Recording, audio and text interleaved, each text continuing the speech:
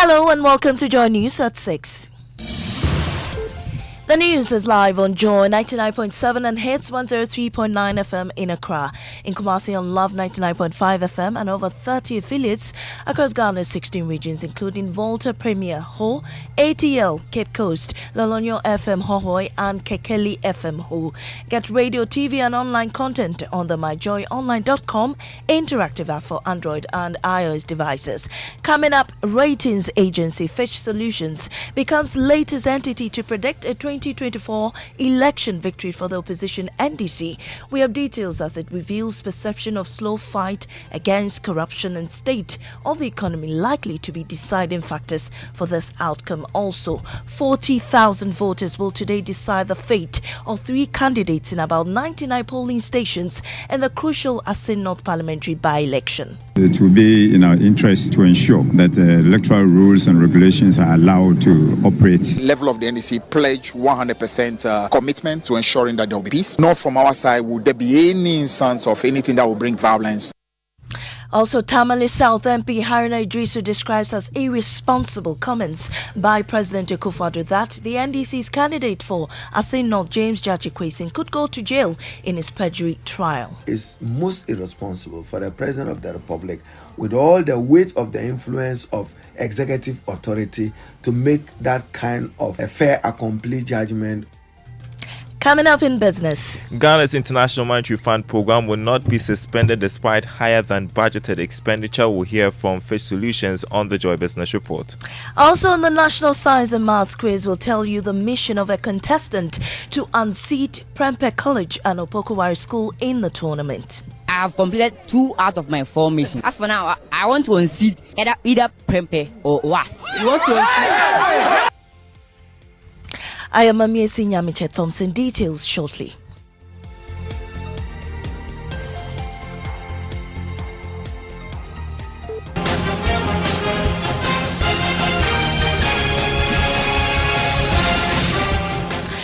And ratings agency Fitch Solutions says the opposition NDC is likely to win Ghana's 2024 general election.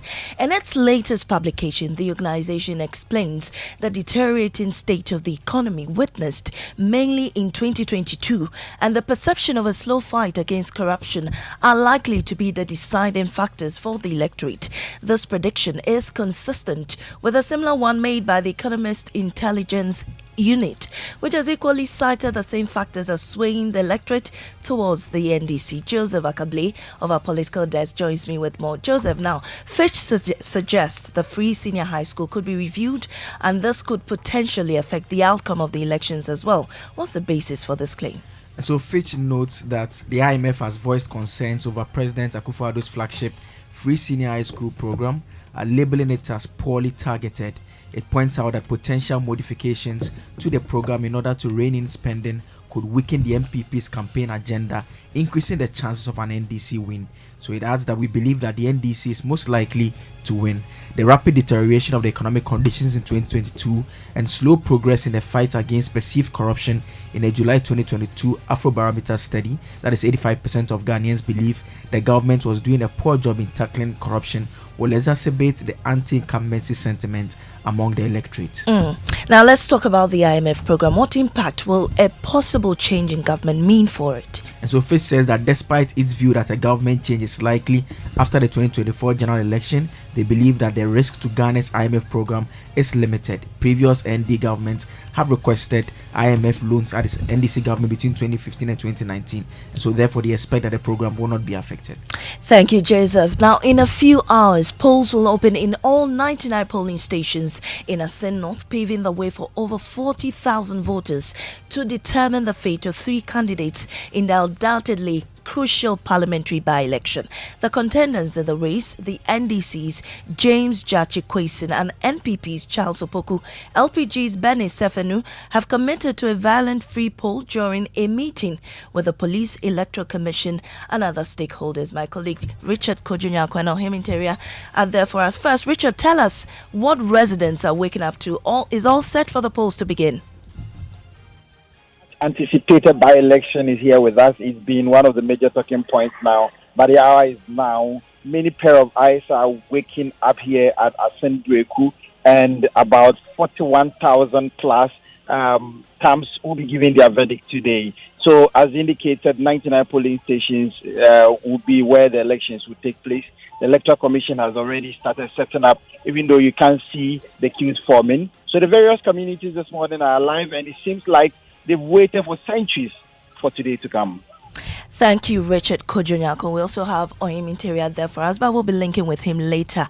Now, the two main parties are certain about their victory in today's poll, hence their commitment to a violent-free process. At a joint meeting with all stakeholders, including the police and the Electoral Commission, the two main parties resolved to ensure a peaceful poll. Listen to the General Secretary of the NDC, Fifi Kwete, and the NPP National Chairman, Stephen Intim. Yes, to be as genuine as we know ours is. So on the whole, the police gave us 100% assurance that just as we saw in Kumeo, we will see exactly the same level of what you call professionalism on the part of the police. For there to be peace, harmony, and let the best side win. I think we are even stronger in that terms because we are going to win tomorrow. Therefore, it will be in our interest to ensure that electoral rules and regulations are allowed to operate. In a related development, Member of the Parliament for Tamale South, Haruna Idrisu, has described as irresponsible comments by President Akufo-Addo that the NDC's candidate in the Asin North parliamentary by-election, James Jachi Kwesin, could go to jail in his perjury trial. The president made the comments over the weekend when the NPP wrapped its campaign for today's by-election. Haruna Idrisu tells Joy News the comments have the potential of influencing the outcome of the case. The posture of the president and that of the attorney general leads one to an irresistible conclusion that Jachi Kwesin will never ever get a fair trial. Now, you are now trying him in a manner that you don't even subject common criminals to. Armed robbers and murderers don't appear in court daily. Presumption of innocence, therefore, is most irresponsible for the President of the Republic, with all the weight of the influence of executive authority, to make that kind of a fair and complete judgment on the matter.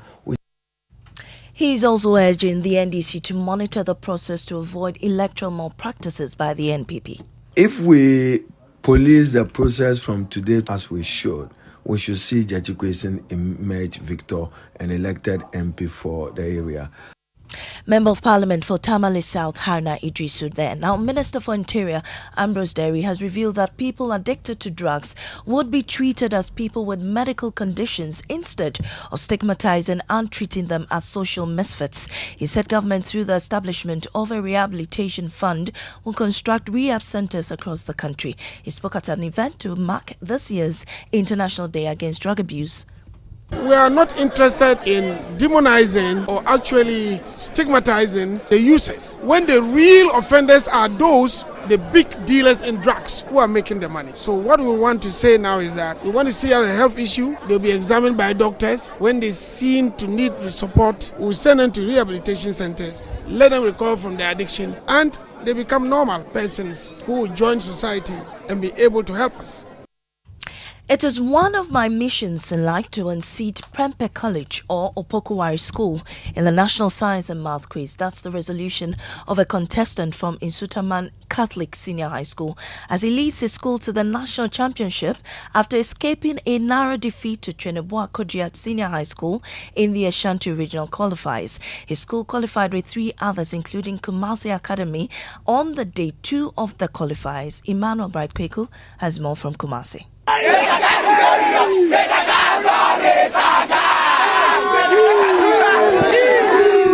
it took the very last but one riddle for them to be separated from Treneboa Kodia and then themselves. I'm pretty sure you had a lot of hits and under your seat. How did it feel?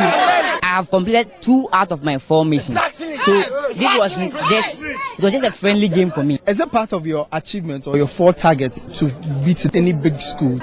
Yeah, but that one is a sub part of my mission. As for now, I want to unseat either Prempeh or WAS. You want to unseat? For a number of schools in the region, it is high time to end the reign of the 2 all-boys schools. Sims SHS had this to say after defeating Tepa SHS to qualify to the national championship. Done so many trial contests with Opokuwari, done trial contest with Prempeh College, and they know that we are also good. Yes. We are all at the same power. We are on the same level. Tell them you are coming. Oh, well, we are not scared.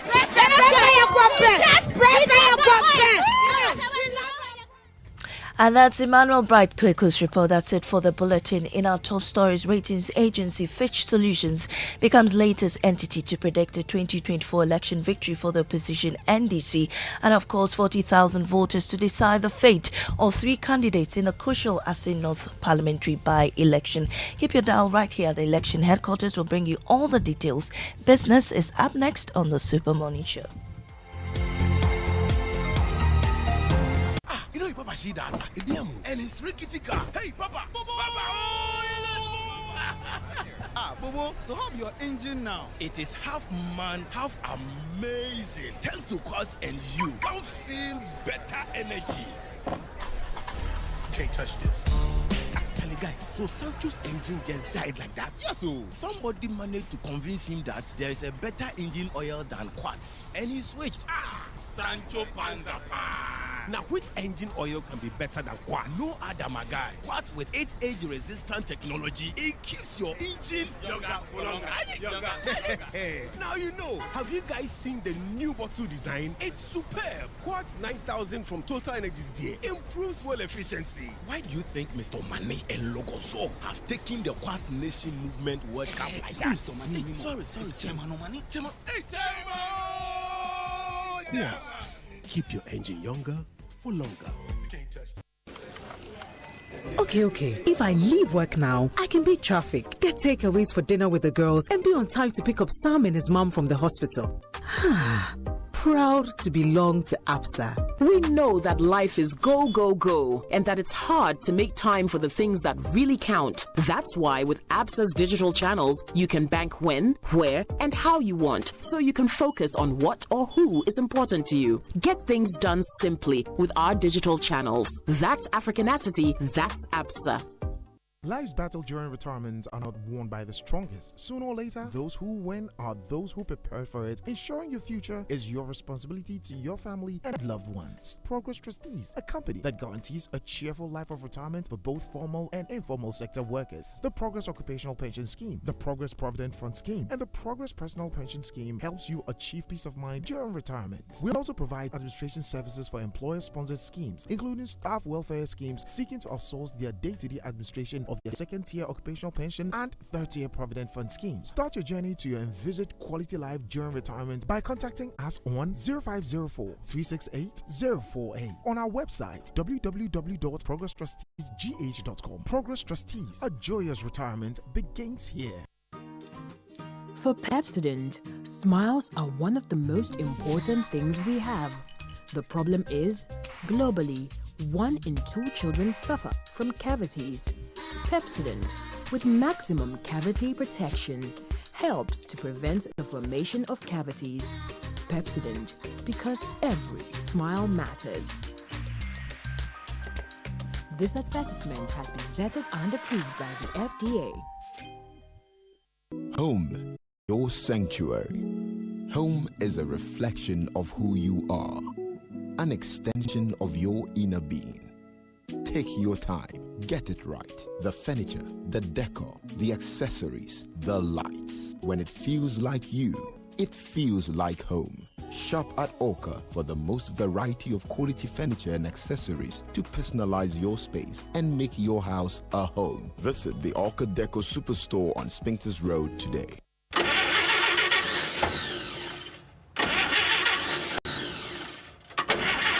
Charlie, that be the sound you hear when things make hot. I'm sure this is not battery, just cash flow. Laja no day. It is safe to say we are all facing challenging times. We are all wondering how we are going to lighten our financial burdens. Nowhere cool. But don't worry, with a little help from your trusted bank, Societe Generale Ghana, be biara fine. Societe Generale Ghana is making all its customers happy with the Yatiso Loans promo. In fact, SG Ghana customers and even non-customers who are on the controller and accountant general payroll can enjoy access to our amazing discounted loans. Don't waste time.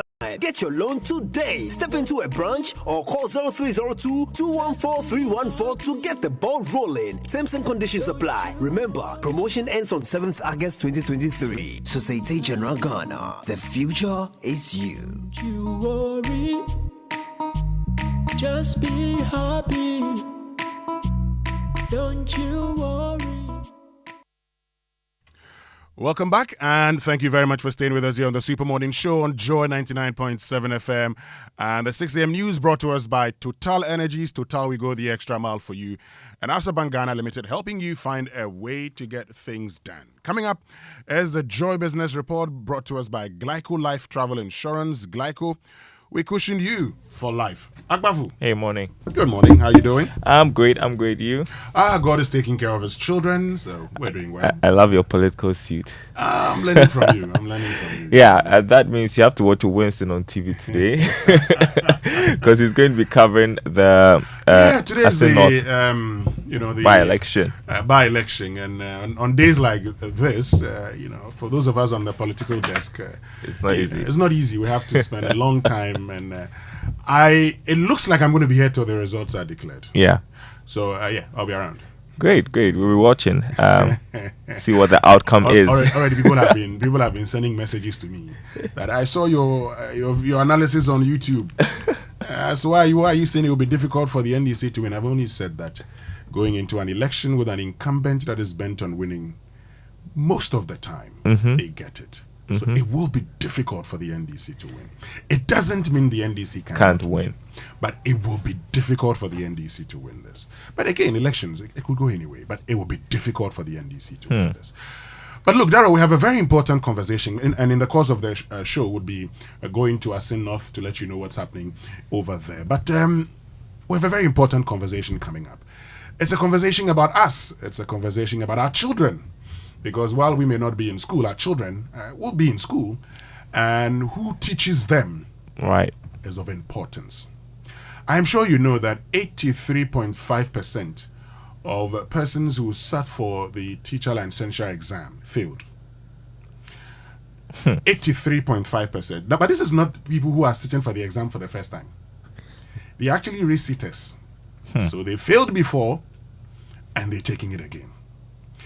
That raises a lot of questions, and just this morning I've been speaking to a headmaster who tells me that, look, sometimes even the kind of people who are posted to their schools, people come there, they say, we've been posted to come teach English language. And you wonder. And his assessment of them tells him, you cannot teach English language. So, for him, he's been sending them back to say, we can't accept this guy because the standards are very low. He has poor quality. We won't risk, this person teaching in our school. Isn't it the case that we haven't prioritized teaching as a profession, and it's mostly an afterthought? When I try other professions and it's not working, then I resort to teaching. But they're very important, very important. Listen to this now. The president of Dominion University College, Professor Nicholas Nsewanyamai, now he's called for the verification of the entry qualification of teachers from the various teacher training colleges. Okay, now colleges of education. So during the discussion on Newsfall on Saturday, he says the students' mass failure. He was talking about the students' mass failure, and he admonished the National Teaching Council to verify the entry qualification. Listen to him, and I'll tell you something once he makes his point. It is also possible, and this is where I want NTC or GTEC to verify. Those who pass or who did not pass, who have not been passing, they should go to the background and see their entry qualification. Go to the background and check their entry qualification. But the Registrar of the National Teaching Council, Dr. Christian Adaipoku, has revealed that the council is finding ways to reform the entry requirement of colleges of education. Just listen to him. That is why we are bringing a reform in the licensure examination. We have even approached first the Ministry of Education, we have approached Parliament, trying to see how we can restructure or reform the entry requirements and so on to the colleges and so on. But Darrell, talking about entry requirements, this morning I've just learned something. Last night I learned something. that even today, because they are now colleges of education, they go through, and by the end of it, they go through it like the normal university system, tertiary system. They write the exams and they move on. But in the past, after the first year, you had to you had to write an exam. Then you had to go for teaching practice and everything to ensure that you are actually qualified to teach. So by the time you go through all of this, you're well baked. Yeah. This morning we're having this conversation. Is it also important we begin? Yes, we'll look at the entry requirement, the qualification of those who enter. But is it also time for us to actually review even the mode of teaching at our colleges of education? I think that's important too. Yes, we'll have all of these conversations right here on the Spur Morning Show, because this is a very, very important issue, and if care is not taken, it could destroy all of us. But now time for the Joy Business Report with Darrell Kwao and the team.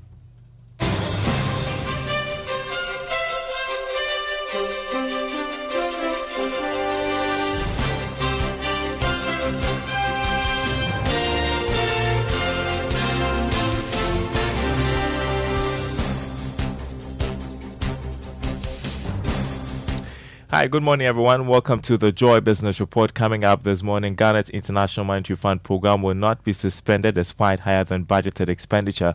We hear from Face Solutions. Also, cedi strengthens in value against the dollar last week as demand pressures ease. And Bank of Ghana maintains that its inflation targeting framework is the most robust monetary policy formulation strategy that has impacted positively on the economy. Details coming up.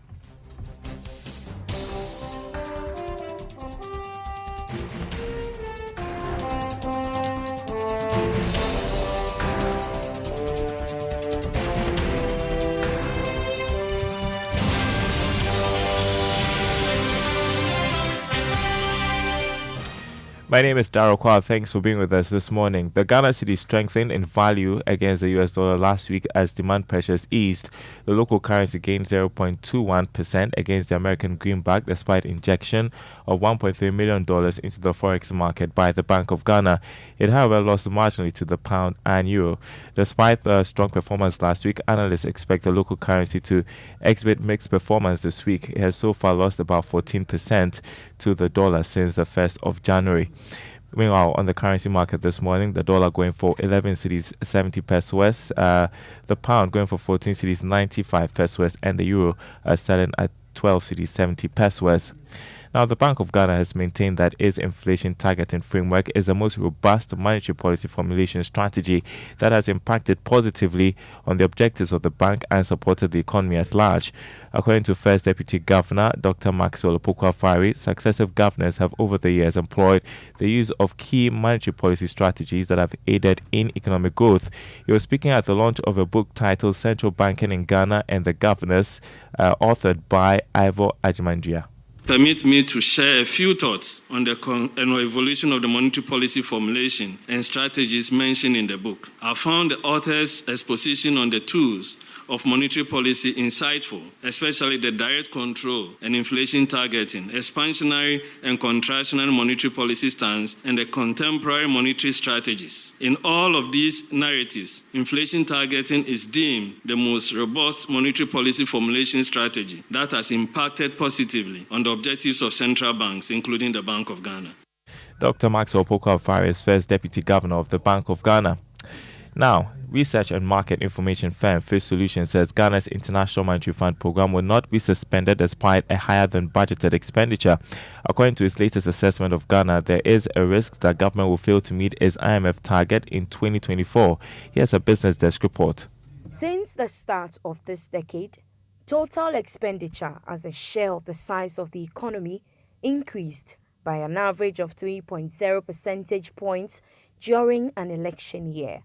Nonetheless, Fitch Solutions said a higher than budgeted expenditure is unlikely to lead to a suspension of the IMF program. Therefore, the government will likely meet the IMF targets over the coming months. Indeed, the UK-based firm mentioned that when public expenditure surpassed budgetary allocations in 2016, the IMF board approved waivers for non-observance of performance criteria and decided to extend the arrangement by 1 year. As such, an anticipated fiscal spillage in 2024 is unlikely to result in a loss of investor confidence, which in turn would weaken the cedi and drive up inflation and could lead to greater social unrest. That was a Business Desk report. Now, African countries have been urged to reduce the size of their governments in order to have consistency in developing their economies. According to founder and president of the African Center for Economic Transformation, Dr. K.Y. Amwako, African leaders have failed to inspire long-term vision and growth, thus contributing to underdevelopment. Dr. Amwako, who is former executive secretary of the Economic Commission for Africa, was speaking at a UNDP Africa program in collaboration with African Influencers for Development. You need to have consistency when it comes to institutions. The institutions that have to provide. So in Ghana, for example, that one said when you have 120 ministries, how can you have consistency and coordination? It goes against the basic tenets, so it's a fact. And my final message is about leadership. It's leadership that to drive all these things. Dr. K.Y. Amwako, former Executive Secretary of the Economic Commission for Africa. Now, to a story that is developing, organized labor has justified its decision to embark on an industrial action on the 10th of July, arguing the move is to send a strong signal to the government to have the 3 sacked workers of Sunan Asogli reinstated.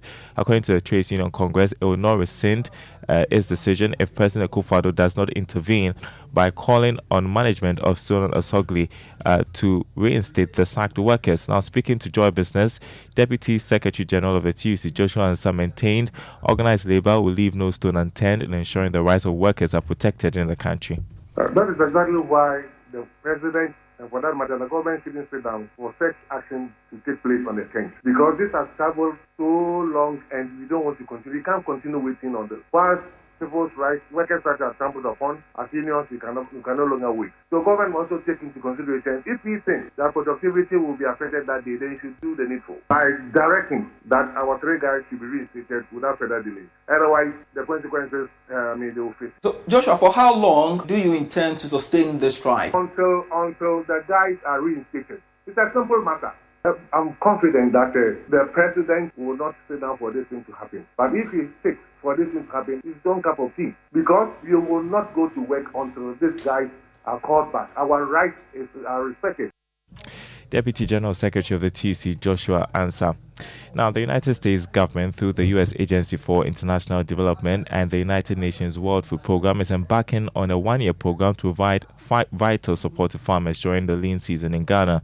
Valued at $7 million, the newly launched farmer support activity aims to bolster food security. Kimberly Rosen is a mission director at USAID. To ensure accessibility and convenience, small-scale farmers will directly receive the cash transfers into their mobile money accounts. This method allows them to easily access the funds in an efficient manner. The cash transfers provided through this program serve as a flexible tool that the farmers can utilize to address their most urgent needs. This flexibility empowers farmers to invest in their farms, purchase necessary inputs, cover labor costs, or attend to other important requirements. It is important to note that this program is part of our broader commitment to support Ghana's agricultural sector. Kimberly Rosen, the Mission Director of the U.S. Agency for International Development. Now, shareholders of Intravenous Infusions PLC, manufacturers of pharmaceutical products, will not get dividend for the 2nd year running. According to the chairman of the board of the company, Isaac Osei, the economic crisis has heavily impacted the operations of the company. He spoke at the company's 2022 annual general meeting. Ghana's economic crisis following the COVID-19 pandemic and the Russia-Ukraine war has taken a negative toll on businesses, and the pharmaceutical industry is no exception. Intravenous Infusions PLC has suffered the repercussions, hence its inability to pay dividend for the last financial year. Isaac Osei is chairman of the board of the company. We were hit because of supply chain disruptions. Apart from the exchange rate, which hit us very badly. But so long as we have stability of conditions in the economy, I think our company can thrive. And that's what we look for. We have a duty of care to make sure that the company runs profitably so that we can pay dividends. I think this is the second year since we went on the exchange that we have not been able to pay dividends. But hopefully next year we will be able to pay something to our shareholders. Meanwhile, the managing director of the company, Mukhtar Swalihu, says his outfit is focusing on product and market diversification to increase revenue. The hope here is that we need to develop more in our product diversification and do more in our market diversification just so that we can have increased revenues. The other way that we are looking at is to see how we can drive down costs. Intravenous Infusions PLC's retained earnings as of January 1st, 2023 was about 4.5 million cedis. Now, on Investor Eye today, we'll bring you some corporate measures to take to protect colleagues at the workplace after clicking suspicious investment links. Listen to Joseph Kolkwe, who is lead in charge of cybersecurity at the E-Crime Bureau. Right, so in a corporate WhatsApp group or in a corporate setting, once you detect that you've done something, like you've clicked the link, you've interacted with the link, you went to the site, you thought you were supposed to fill in some details, you started filling. The best thing you can do at that point is to report, right? So to report, if you're in a corporate WhatsApp group or a group, you report to the administrator that, look, it is possible that my account may be compromised. So on that perspective, what the administrator may likely do is that because your account may be compromised, and compromise can sometimes spread from person to person, they may disable your account temporarily until they figure out what is happening. But I think reporting is the most important thing.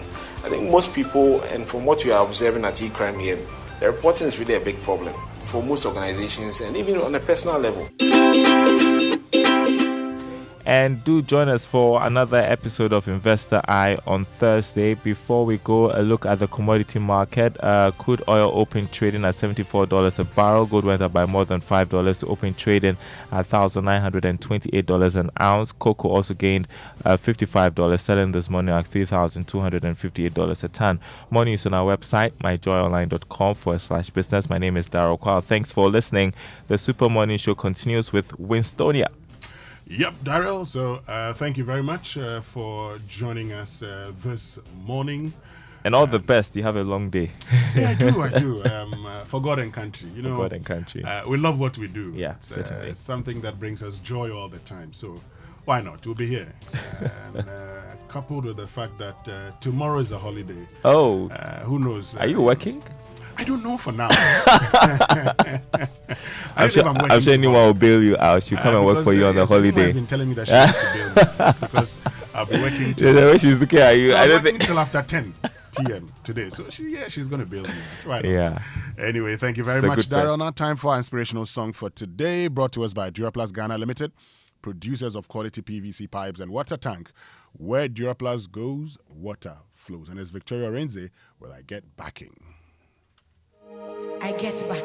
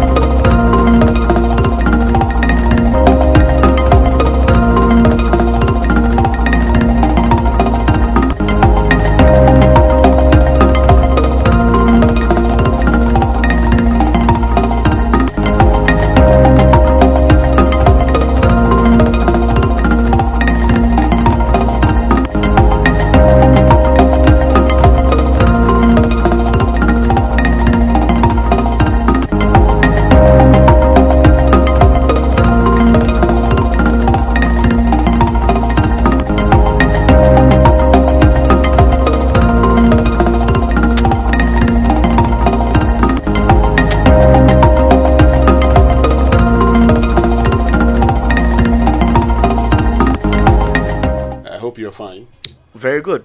Good. You're blazing this morning. Yeah. Thank you. I thought it was a question, actually. Well, he has accepted that he is. So, okay. Then let's get into our Drive Safe campaign then. All right. So the Drive Safe campaign is brought to you by Joy News and Multimedia Group and supported by Toyota Superior Quality. And today's Drive Safe tip: avoid all distractions. Keep both eyes on the road and hands on the steering wheel. And be visible. Drive with your lights on. That's how to ensure your safe arrival. Let's learn how to say it right now. Brought to us by Kingdom Books. At Kingdom, quality and affordability are their hallmarks, and Societe Generale Bank Ghana. The future is you. Something must be done. You say? Somebody suggested that I do say it right in Fanti. An interesting idea, I thought. It could set quite a precedent, couldn't it?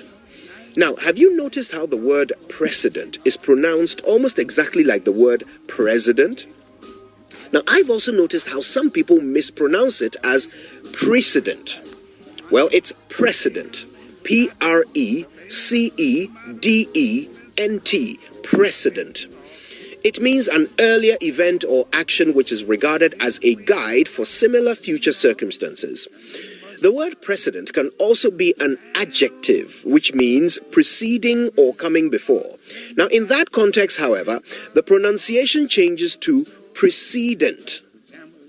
Anyway, say it right. Na here's a precedent. In other words, news review Nimbiraso.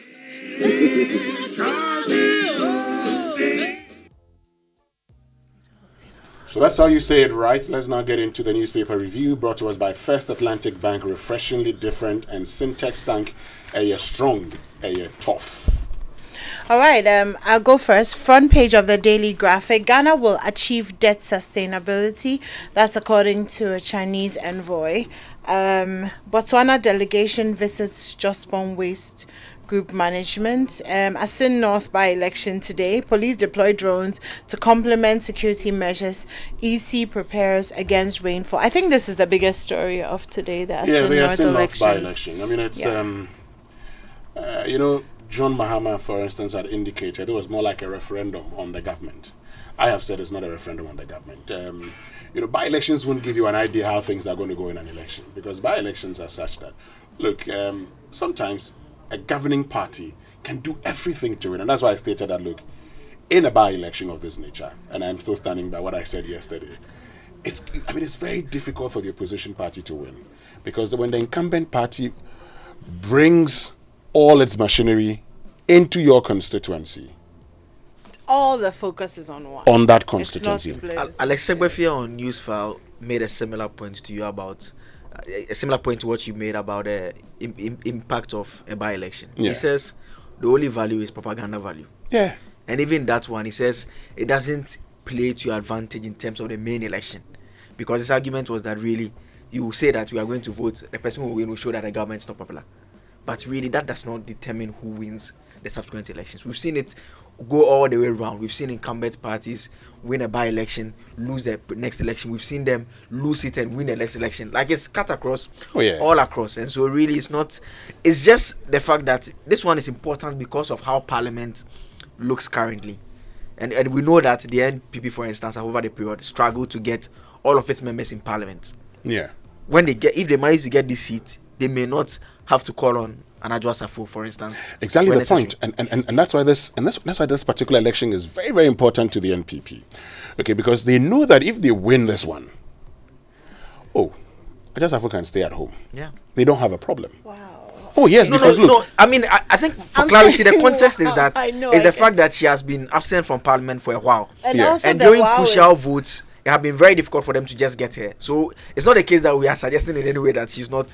I mean, it's just in the context of what has happened here. But also the fact that she's still in Parliament and still widely I mean, it just.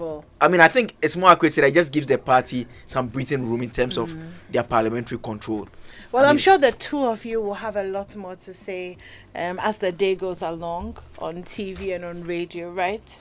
Oh yes, we'll have a lot to say. I mean, I'm sure by 8 p.m. today we'll know who would have won, because It's a by-election. The whole of the EC machinery is in Asin North today. So hopefully so they would. They'll get things in quickly. It is not like having a national election, so you'd be concerned about getting into the hinterlands and all of that. Today, you know that the EC would have vehicles readily available, get into the hinterland, get the results.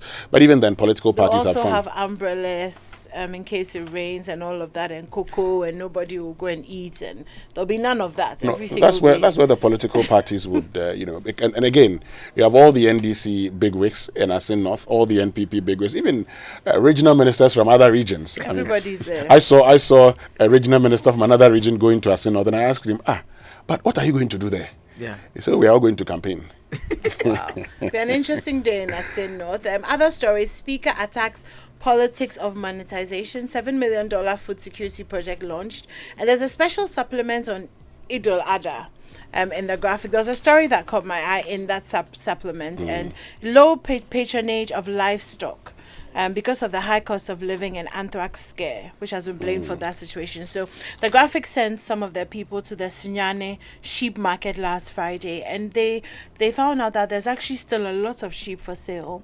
And those who work there and are selling, the farmers, are complaining about the fact that this year patronage has been very low. I'm talking about this story because I think it really just highlights again the fact that times are difficult. And so as much as how we look forward to this season, because you'll get meat, and I miss Malik so much. Good morning, Malik, if you're listening. But there's always meat, there's always this. It's looking like this year, please lower your expectations, because it's not going the way it usually does. Things are not going the way they should go. But for some people, I know somebody who says he's going to buy a cow, and use it to celebrate Eid. How much is a cow these days? It depends on the size. Yeah, that's what they said about the sheep as well, from 1,000 to 2,000 for a by a cow they are looking at. No, I'm more saying than a sheep. 10,000. Yes, a sheep. Yes, yeah, I said sheep. A cow, yes, you could get some at 20,000 and all of that. It depends on the size. I don't think you get under 10,000. No. Yeah, it's very expensive. So the lean. Mbura says maybe the lean ones. The cow. The cow is expensive. You can go for the sheep, but even the sheep, some could cost you more than 4,000. And people would actually kill it and share. So well, apparently they split it into 3. So 1/3 goes out to family and friends and the poor. Yeah. And then so anyways, that's tomorrow. Like you said, it's a public holiday. On the back page of the Daily Graphic, petroleum gas tanker drivers declare strike over poor roads. Daboase drowning tragedy, 3rd body retrieved. Very sad story there. But basically, that's the Daily Graphic this morning. The Daily Guide reports D-Day at Asin North. Vote NPP, Baumia. That's according to Dr. Baumia. IGP disarms bodyguards. In terms of the security arrangements, the bodyguards for the members of parliament, they've been asked to surrender their arms, and some of the MPs were not particularly happy. I think it's a good security move, by the way, because we'll virtually have 274 MPs in Asin North with their bodyguards. So you can imagine if all of them have arms, and their primary responsibility is to protect their members of parliament. Yeah. So in the event the MP is involved in any scuffle anywhere, you may have a situation where they may want to use their arm as against resort to the election day task force that have been handed the task of protecting the police. And see that. So you're right. The IGP is the man on the ground. He heads our police service. He knows how to deal with situations of this nature. And you're very right. You don't have to let people have these, because look, in the heat of the election, anything can happen. Exactly. But I'm just curious. Parliament is supposed to sit today, right? Oh no, it will be empty. There will be no one there. But no one there. A very critical day, pal. No, I'm just curious.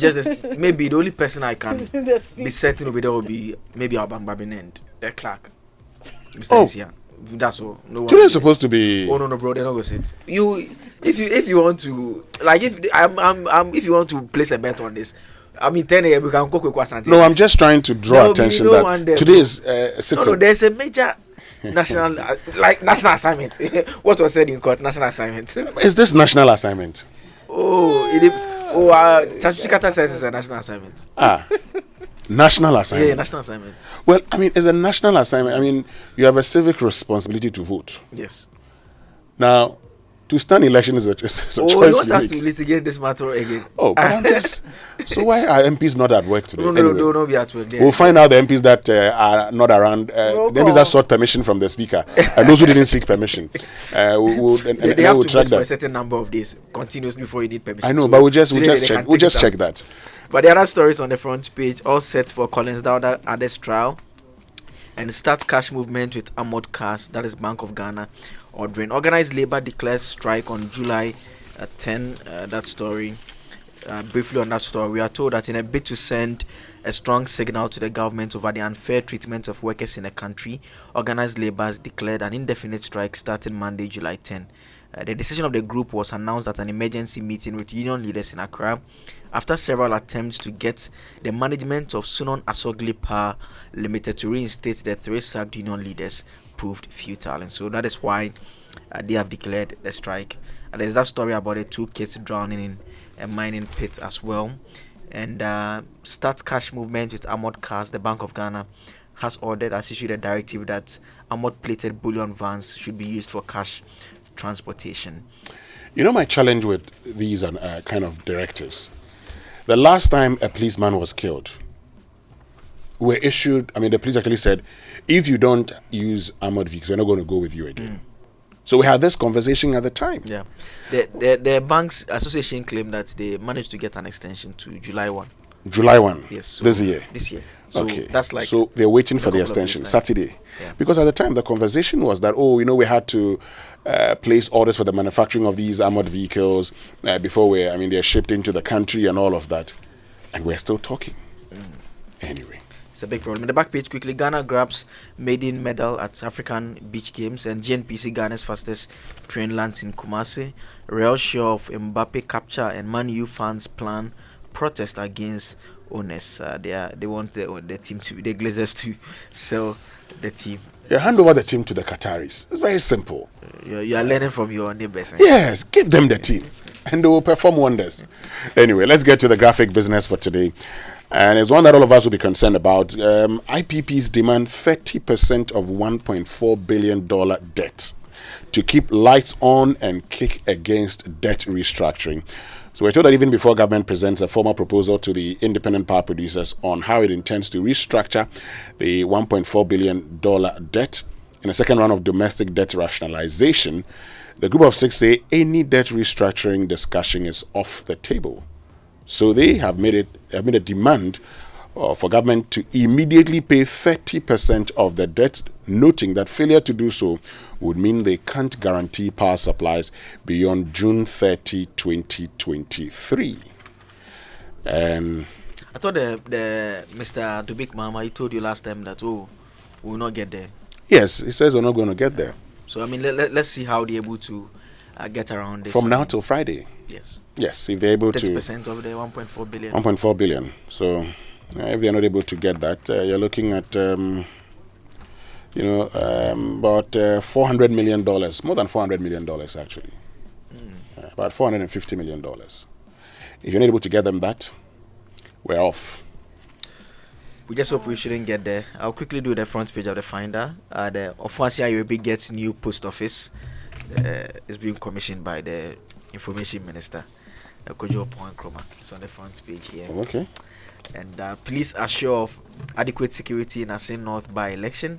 A zip line flies 100,000 anthrax vaccines to Upper East region. And too close to call, but Opoku tipped to win with narrow margin. That sounds like Winston wrote the headline. That is Elvis Daku, who is the editor of the paper. Okay, so just quickly, are you done? Oh, this is interesting story. My father being a Abedi Pele never affected me. That is coming from. That's interesting. Never affected him. How? Yeah, so he says, despite his father's legendary status and reputation, the forward says he has always aimed to prove himself on the field. So he makes the point about the pressure of being. He said, I grew up being known as Abedi's son, so it didn't really affect. My dad always said that football doesn't lie. If you are not good, everyone will see you are not good. You just need to prove to people wrong on the pitch. Okay. So he's talking about the pressure of being Abedi Pele. There's interesting Bible quotation on the front page of the Chronicle, perhaps apt. Psalm 11 verse 5. The Lord examines the righteous, but the wicked, those who love violence, he hates with a passion. So just a gentle reminder today that if you love violence, then you stand a chance of being hated with a passion by the Lord. So I guess stay peaceful out there. Dampare to crush hooliganism in Asin North. And that's about it for the Chronicle. Oh yeah, the back page. Chinese decimate 2 forest reserves. Angry soldiers swoop on them, arrest 6. When I see stories, I still can't believe that there's still stories like this going around, and we've talked about it and talked about it and talked about it. So I don't know. Well, I mean, we've talked about it. You're right. We've talked about it. We've complained. Look, the last time I was emceeing a program, the CEIPS, China Europe International Business School program, some years ago, and I felt so bad as a Ghanaian. I was embarrassed. Yeah. Because the Chinese ambassador was there and said, when you talk about Galamsey and you say, oh, the Chinese are destroying the environment, how did they get there? She asked the question, and he asked the question, how do the Chinese get there? We give them access. They don't know. They don't know your country. Yeah. So how did they get there? Who took them there? Who hired them to do what they do? Because me, I don't know Bepotintin. Yeah. Do you know Bepotintin? That's Amansia West area where Aisha Wang, the deep of the forest, so that's where she was operating. Like, Ghanaians who are here don't know the place. So obviously means that there are people here who take them to those places. There are people here who are entering into businesses with them and fronting for them and telling them that, look, I have this concession here, come and do the illegal mining there. Well, let's get to our online news review. It's brought to us by Zenith Bank in your best interest and Goyle Good Energy. What do you do when you run out of fuel in your vehicle? Do you just top up anywhere? Well, don't do that. Let's introduce you to the Good Energy family and why you must be part. So Goyle Super XP Run 95 and Diesel XP are the best quality fuels with high performance in town for your vehicle. Goyle Super XP Run 95 is a high-grade fuel sold at the same price as normal fuel. Goyle Diesel XP is low in sulfur, making it an eco-friendly option for your vehicle. With over 440 stations across the nation, join the family that rewards you with quality for an energized driving experience. Goyle, Good Energy. Goyle, Yenarayedia. MyJoyOnline.com this morning, 3 candidates, 1 winner. Asin North decides, and you could trust us to. There are 2 winners. Which one? Oh, always we say Ghana has won. Mostly the party that loses says that. So Ghana has won. There's a winner and there's Ghana winning. Okay, as in North by-election, NDC will not allow any form of intimidation. That's according to the Deputy General Secretary of the NDC. Let's see more stories on myjoyonline.com. And Alan Chamante is the right person for Ghana. MP hopeful,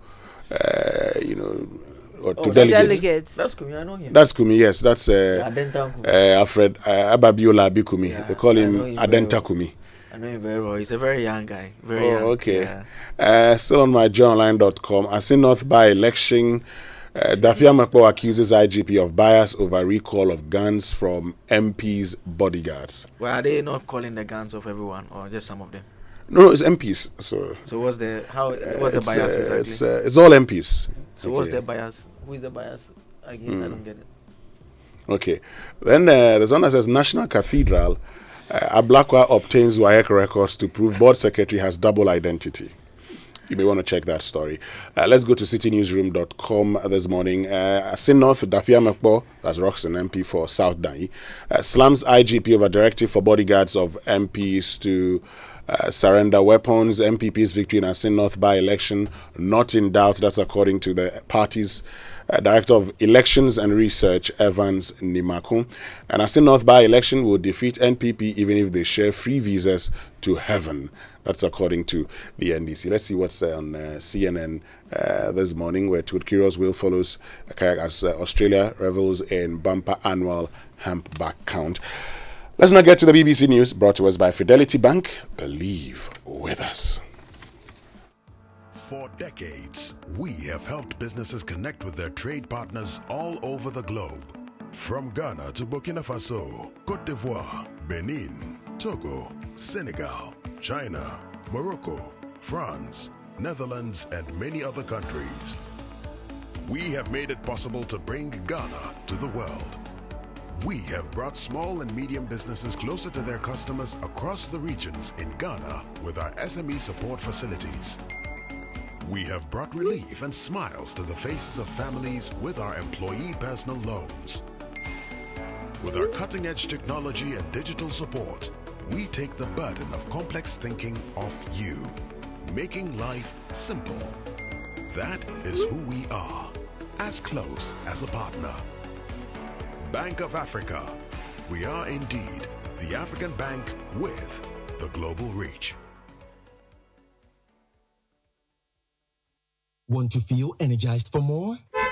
Fuel up with Super XP Ron 95 and Diesel XP high performance products from Goyle. Our high grade fuel comes at no extra cost, but with more power. And our Diesel XP, it's low in sulfur, making it an eco-friendly option for your vehicle. Experience high performance and quality with our products. Available everywhere. Choose Super XP Ron 95 and Diesel XP for an energizing driving experience. Good energy. It's time to go beyond what your traditional financial apps can do. Introducing Cowrie, the only digital financial app you will ever need. Experience Cowrie, the way to pay. Send, move your money in quick, easy steps at the best rates on the market. Buy, top up your airtime and data twice as fast as you normally do. Pay, step out of the cash queue. Pay for any product or service when you need to. Enjoy it faster. And now, manage. Experience a new way of managing your money. Understand how and when your money moves. You can rely on Cowrie every day. Download Cowrie from your Google Play Store or App Store. Experience Cowrie, the way to pay. Are you a corporate organization, e-commerce business, individual or student looking for a trusted courier company where you can track your package and receive SMS alerts to keep you posted? At IAS FedEx, we move your documents and parcels with care to the destination of your choice. With offices across the nation, we happily deliver your package to your office or the comfort of your home. With the assurance of safety and affordability giving you peace of mind, IAS FedEx has your package in good hands. Call us on +233 501 605,000 or +233 501 631,000. IAS, licensee of FedEx.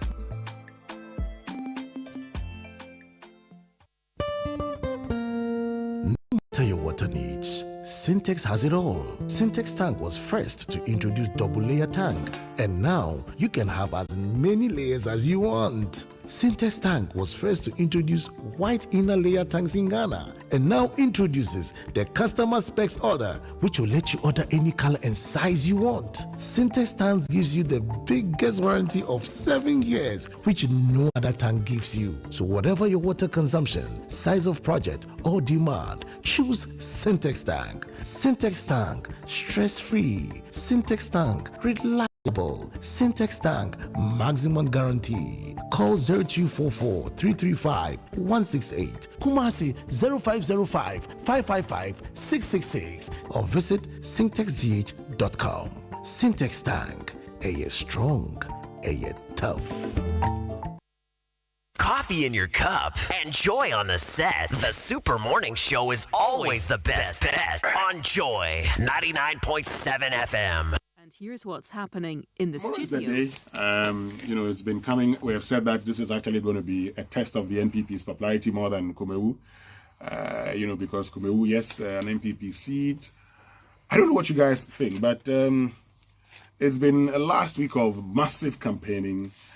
But I'm surprised the message has actually been Obeko jail, Onko jail, Obeko jail, Onko jail. I mean, I don't know why all of a sudden everything is boiled down to whether Jachikwesin could be going to jail or not going to jail. I mean, I don't know what you guys make of that. I mean, I think it's the framing that is being done by the NDC and the NPP. I mean, the NDC hold the view that a way of winning this particular constituency is to put it across that a candidate they put up who won has been sacked or more or less effectively removed from parliament. So that is the framing they are going with. While the NPP, on the other hand, want to put across the fact that this is someone who clearly was not qualified to contest as the Supreme Court has declared. And so that is also their story as well. I think for the people of Asin North, I do not know the extent to which this will influence them. That's how come beyond these talks, you can see the government trying to construct rules around this time, the same issues that we've talked about all the time. And so it begs the question again that at what point will we send development to the people? Is it only when they do not have an MP? Unfortunately, last time during the Kumewu by-election, I heard someone make the point that, I think Obuasi, he said if the MP, something happens to the MP, it means that they're going to get development. I think that we shouldn't get to that before the parties decide that they need to send development that the people deserve to them. But we are looking forward to Arsenal to see what will happen there. I'm only praying for peaceful elections, because there is one parliamentary by-election where both sides are of the view that they will be able to win it. Looking at the outcome of the last polls, the NDC won by over 3,000 votes. But this time, the MPP, they have a new candidate, and the assumption is that the reason why the MPP lost in the last election is that they fielded somebody who was not popular with the people. Now, there's somebody they claim that is very popular with the people. He comes from the same town as Jachi Kwesian, which means that the field is almost level. The issue about whether if you vote for Jachi Kwesian is likely to go to jail has become the central point of the conversation because of the legal issues surrounding him. Development that has taken place in Asin North clearly is something that we can discuss at another time, because it looks like once you have a by-election in your constituency, you are likely to have speed up development, which for me is not the best, because whether the development will continue after the by-elections is an issue, because we've had concern from Kumewu by the chief themselves saying that once the election came to an end, they've seen that the contractors have packed out and have left. I don't think it is good for the governance of this nation. We'll have to wait for somebody to die or there's a reason for a by-election before development is concentrated in that particular area. We need to stand up as a people, because we have in our hands the power to decide who leads us, the power to force people to do what is right. If they are doing to you right now because they have a by-election, it means that you hold that power to give them or to allow them to go forward. And I think this is something that we should push them to do more. But talking about pushing them to do more, for me also of importance is, beg your pardon, who gets to win? Now, this is seen by many as an election that would be a referendum on the government. I still have my doubts that it should be seen as a referendum on the government, because in a by-election, when the government brings all its machinery to a constituency that could actually swing, there's, a 60 to 70% chance that the government will win. And so I say that, it'll be very difficult for the NDC to win that North seat. Despite everything that has happened, it'll be very difficult for the NDC to win that seat. It's looking like the NPP. And Elton, you make the point. The kind of work NPP has done, in fact, right after the High Court ruling, they started working there. They always knew we were going to have a by-election there. Then you look at even the candidates that the NPP has presented. Now, last time I said, if the NPP presents Abner Drua, you can say this election is gone. They didn't present Abner Drua. They did their own, analysis and realized that Asin Breku. Are you looking for a new way to revise for your WASI? Then Joy Learning has everything you need in place. Yes, we are back with the 2023 revision show for SHS 3 learners. Don't worry, your favorite question of the day section wasn't left out. And you can engage with your facilitators during live TV lessons, ask questions, and get real-time feedback in the comfort of your own space. The 2023 revision show for SHS learners shows every Monday to Friday at 7:30 p.m. right here on Joy Learning. Joy Learning. Learning is so fun. Joy Learning. Keep learning.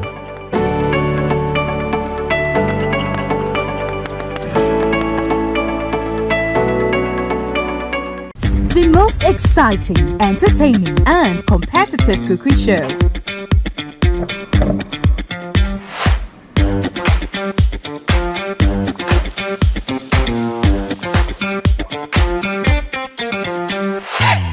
Big Chef Tertiary Edition, coming soon.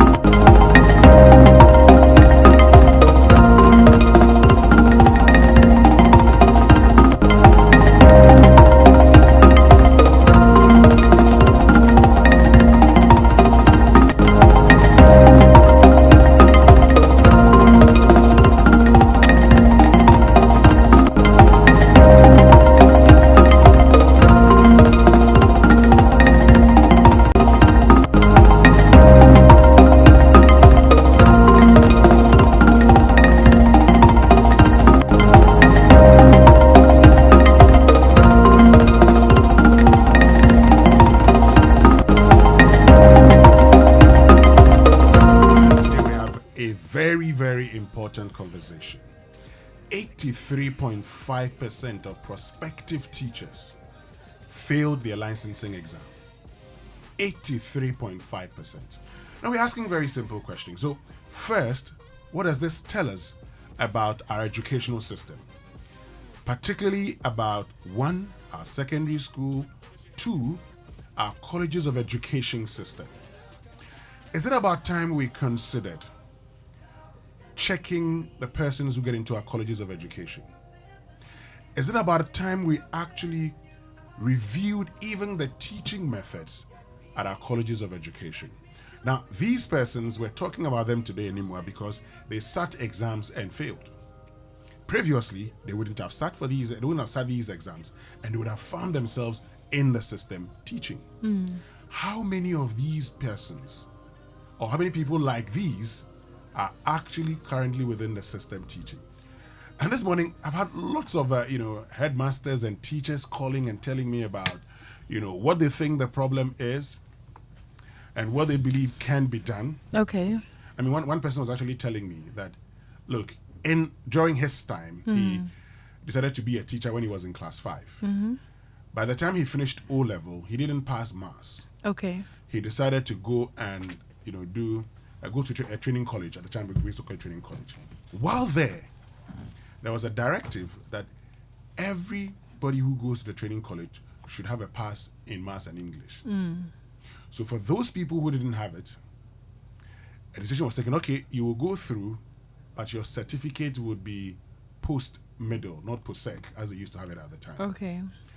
Now, in those days, look, there were people who really wanted to teach, going to teach. There are still those people today, but today, for many people, it's become, well, I can't be an engineer anymore because of the pass I got. I can't be an accountant. Let me go into teaching. Hopefully, I could use that. I get a degree and then go back to the university and do a master's in a field that I want to. So that person is just using that as a stepping stone. As a stepping stone. But of importance is the mood of teaching in our colleges of education. And for you listening to me, you probably may say, oh, but this doesn't really affect me. Look, that person teaching in your child's school, because a lot of us like to use private schools, do you know his qualification? Yeah. Do you know where that person is from? Do you know whether that person has actually sat for these exams and passed before that person is teaching your child? Do you know whether they actually know what they should know in order to be able to teach your child?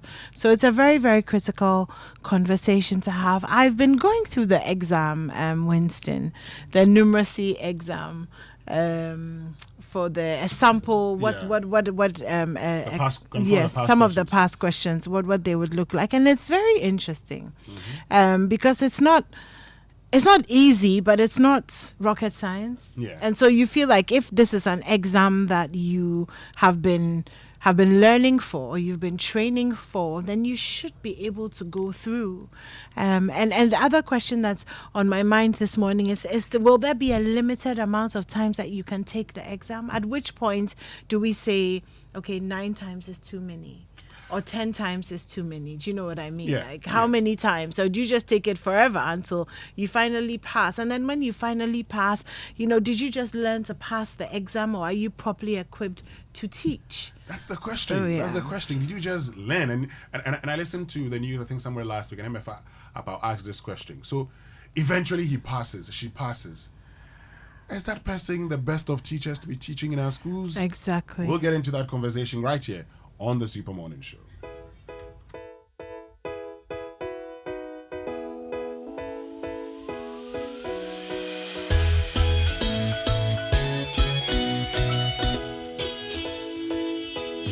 Wake up to joy, joy, joy.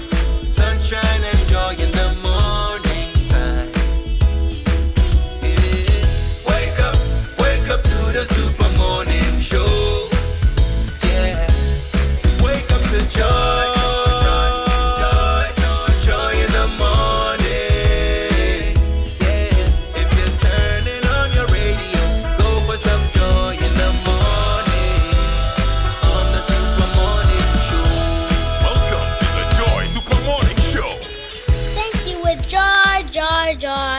Joy, joy, the morning. Hey, wake up to the super morning, June. Yeah, thank you with joy in the morning. Yeah, if you turn it on the radio, joy the morning, joy the super morning, June. Welcome to the brand new awesome morning, June. I love That's that. one of the That's KLMs. so amazing. That's so amazing. It's actually her birthday today. It is, isn't it? Ajua Sampoma Sechi of New Nation School, Class 1 Lily. You are so amazing. Yeah. So amazing. I have tears in my eyes. So amazing, so talented. Happy birthday to you, darling. I love her accent. It's welcome to the more. I think you have to play it for us again at some point. Beautifully done. Happy birthday to you. But anyway, before we get into message from our partners, I need to just remind you of our UPSA Law School Point of Law series for today. And the focus is being on citizenship the whole of June. And this one says, a non-Ghanaian qualifies to be registered as a citizen of Ghana when that person marries a Ghanaian, and when that marriage is dissolved, the citizenship of the person remains unaffected. That's section 10.2 and 4 of the Citizenship Act 2000, Act 591. I'll take it again. It says a non-Ghanaian qualifies to be registered as a citizen of Ghana when that person marries a Ghanaian, and when that marriage is dissolved, the citizenship of the person remains unaffected. You still keep your citizenship. Yeah. So that's just by way of education this morning. That's the UPSA Law School Point of Law series. But some people spend their lives trying to be rich. Others are born that way, not because of what they have, but because of where they come from. Choose the fresh mineral water that's made naturally rich by the same African soil that made you. Voltic, own your richness. Are you an accounting graduate with low self-confidence due to lack of practical accounting skills? Are you a tertiary accounting student who is worried over lack of practical accounting skills in your field of studies? Are you practicing as an accounts officer or manager but need some coaching? Are you an accountant who has been kept to a single role for years and lack the confidence to apply for a new position which demands full accounting practice? Are you a non-accounting manager who is desirous to understand prudent financial management practically? Well, worry no more. PFMT Consult, a firm established by a group of professional accountants, has set up a practical accounting training center to equip you with all the practical accounting skills you need to boost your confidence level.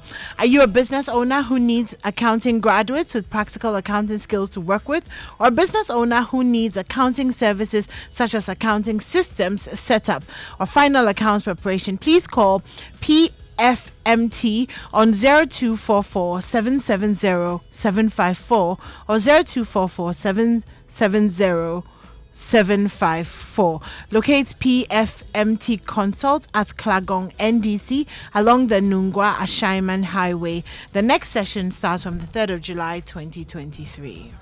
Great. And are you constantly on the move with no time to spare? Well, Fidelity Bank understands your need for quick and convenient banking that fits right into your busy lifestyle. So with over 7,000 Fidelity Agency banking points nationwide, including convenient locations like Melcom stores at North Kanesha Industrial Area, Chimota, and Frafraha Ghana Post offices, and even fuel stations, you have a multitude of options to access essential banking services effortlessly.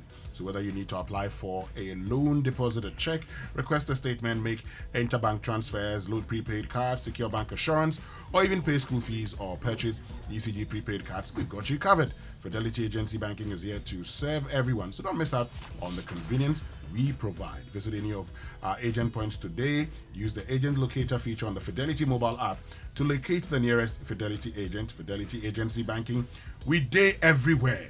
Call 059-383-7146 to find out how you can sign up as an agent. Fidelity Bank, believe with us. Well, Kingdom Books and Stationery Limited, your number one supplier of quality office essentials, equipment, and furniture at affordable prices, has introduced an online store for your shopping convenience. This means you can now shop by simply logging on to www.kingdomstoreonline.com without physically coming to any of our branches. It's completely hassle-free. We'll arrange delivery to your homes and offices within a reasonable time, and we also offer free delivery within Accra and Tema and accept payments via Momo across all networks. Terms and conditions, however, apply. At Kingdom, quality and affordability is our hallmark. Well, there are levels to headaches, but the worst kind of headache is when someone buys an item from your shop, sends you mobile money, leaves your shop, and you still don't have any notification of the cash hitting your account. And that's when you check your account all the time. Look, you can avoid that with BluePay because BluePay allows you to receive cash instantly from your customers. You only dial their phone numbers and the amount they owe. They'll receive the BluePay prompt on their phones to enter their PIN. Now what you would do. Or your customers can slot their bank cards into your BluePay POS, enter their PIN. Now what you would do. For BluePay, you would do with no e-levy charges. Call or WhatsApp 0547-220-200 or visit bluepay.com.gh to register and get BluePay for your business today. Blue spelled BLU. BluePay, never miss a sale. So a poorly maintained car engine can age faster. That's why we offer specially formulated quartz engine oil with age resistance technology. It's a breakthrough innovation that ensures optimal performance for your engine and improves protection against mechanical wear by up to 74%, even under extreme temperatures and pressure. Choosing quartz from Total Energies is choosing the engine oil that keeps your engine running efficiently and effectively. Quartz, keep your engine younger for longer. And times are hard, and one thing on everyone's mind these days is cash. Yeah, sika. L'argent.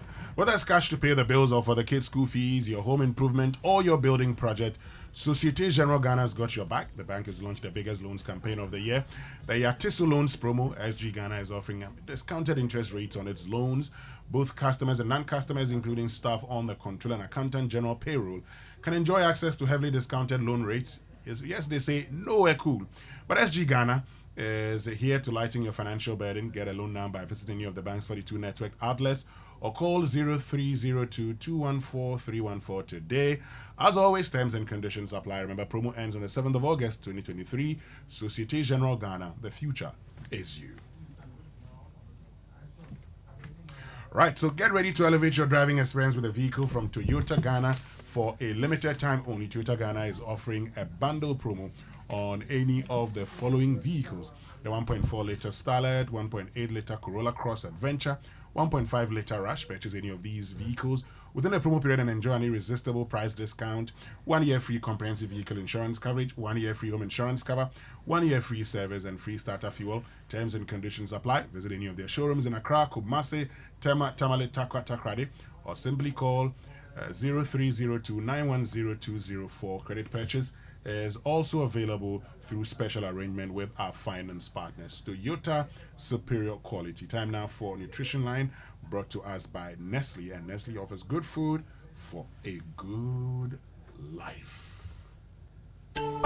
Having your baby try out different tastes and flavors isn't just about giving them a change of taste. This helps to develop their palate and prepares them better for accepting varieties of adult food as they grow. So go ahead and try any of our 6 Cerelac variants, that is wheat, maize, rice, biscuity, fruit pieces, and millet. Remember, each bowl of Cerelac contains goodness that helps your child's normal growth and development. Cerelac, it's all good, Mum. This advert is FDA approved.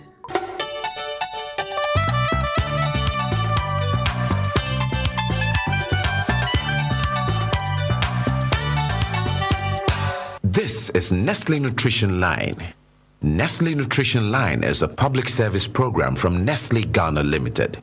Nestle Nutrition Line offers tips on good food for a good life. Now to your presenter. Hello and welcome to Nestle Nutrition Line, the radio show that brings you the latest insights on food and health. Today we're going to talk about another key message of World Food Safety Day 2023, which is being observed this June. The message is how science underpins food standards. I'm Jackie Ankra, also known as Na Ajele Soa. Food standards are based on scientific evidence and research and constantly updated to reflect new knowledge and innovations. Food standards cover various aspects of food production and consumption, such as hygiene, labeling, additives, contaminants, allergens, nutrition claims, and more. They help protect consumers from foodborne illnesses, fraud, and misleading information. They also help promote healthy eating habits and contribute to the prevention of diseases. Thank you for listening to Nestle Nutrition Line. Tune in next time for more interesting topics on food and health. Until then, stay safe and healthy. The numbers to call 0302 517 020 or 0302 211 880. Monday to Friday, 8 a.m. to 5 p.m. Toll free 0800 12 0001. Monday to Friday, 8 a.m. to midnight. On weekends and holidays, 8 a.m. to 5 p.m. If you would prefer to WhatsApp, SMS or call between 8 a.m. and 8 p.m., please try these numbers 0593 845697, 0593 845649, 0593 845708. You can also email consumerservices@gh.nestle.com. Having your baby try out different tastes and flavors isn't just about giving them a change of taste. This helps to develop their palate and prepares them better for accepting varieties of adult food as they grow. So go ahead and try any of our 6 Cerelac variants, that is wheat, maize, rice, biscuity, fruit pieces, and millet. Remember, each bowl of Cerelac contains goodness that helps your child's normal growth and development. Cerelac, it's all good, Mum. This advert is FDA approved. All right, welcome back. And remember that IAS Ghana Limited FedEx Ghana is cautioning the general public against online scammers on Facebook, Instagram, etc., who befriend and promise to send them iPhones, MacBooks, AirPods, other electronic items, and even sometimes foreign currency. There's always a syndicate between the person who is promising to send you these items and another person who will later call you to inform about the arrival of your items. FedEx does not ask customers to make payments for codes to be generated. Please avoid calls where the imposter tries to pressurize you to pay a certain amount as duties and taxes or delivery fee. Also, avoid searching for FedEx Ghana's customer care lines on search engines. Please contact our customer care team on 050-160-5000 or 050-163-1000 for confirmation if you suspect a call from any person claiming to be calling from FedEx is questionable. Send an email info@iasghana.com. Stay with us when we return after these messages to bring you the birthday messages and then the sports center. We'll be right back. Imagine strutting into the most anticipated wedding of the year. Only to see 7 other girls wearing your exact same outfits. You are special and one of a kind, and that's why whether it's voice, data, or SMS, you get to enjoy personalized offers tailored to your specific needs with MTN Just For You. Dial *141# or select your options on the My MTN app to redeem your unique Just For You package on Ghana's best mobile network. MTN. Have you ever thought of the one that makes you complete? An escape from the clutches of interest charges. With the Standard Chartered Visa debit and credit cards, payments are completed at the speed of light, intertwined with interest earning accounts. You also get unbelievable rewards every time you swipe. You have access to over 1,200 airport lounges worldwide. High credit limits of up to 100,000 Ghana cedis and up to 50 days interest-free with our credit cards. You also get to enjoy full multi-trip travel insurance for 90 days. Fees discounted at your feet with our globally partnered merchant points. Bills are always settled, not battled. Get the Standard Chartered debit and credit card now. Call toll-free on 0800 740 100 or 0302 740 100 or reach us via email on feedback.ghana@sc.com. Standard Chartered, here for good. 1xBet jackpot is here with weekly massive prizes up for grabs. All you have to do is place your bets on any sports game and stand a chance to win. Simply register at 1xbet.com.gh. Use promo code JackpotGhana and place your bets. 1xBet is your key to great victories. Feel like a winner. 1xBet. Gambling can be addictive. Bet responsibly. Not for person under 18 years. This advertisement has been vetted and approved by the Gaming Commission.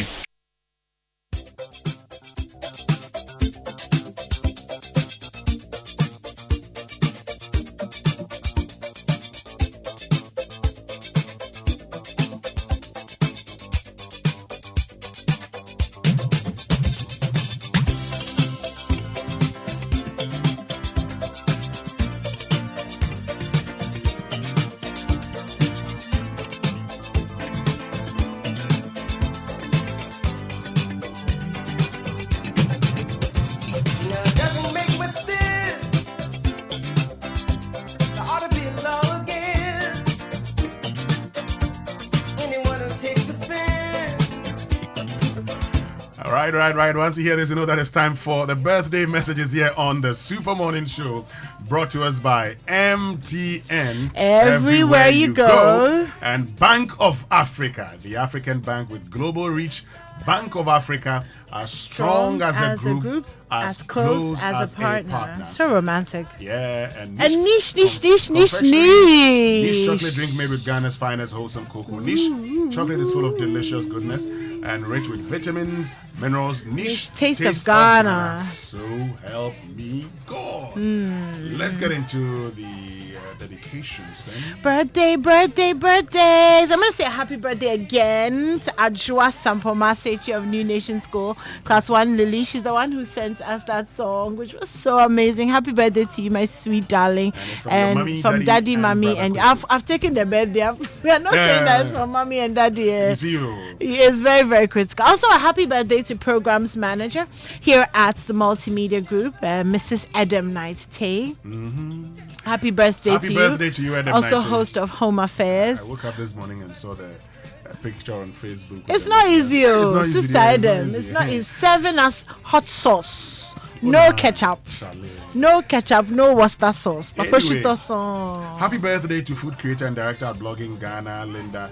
Now you Korte.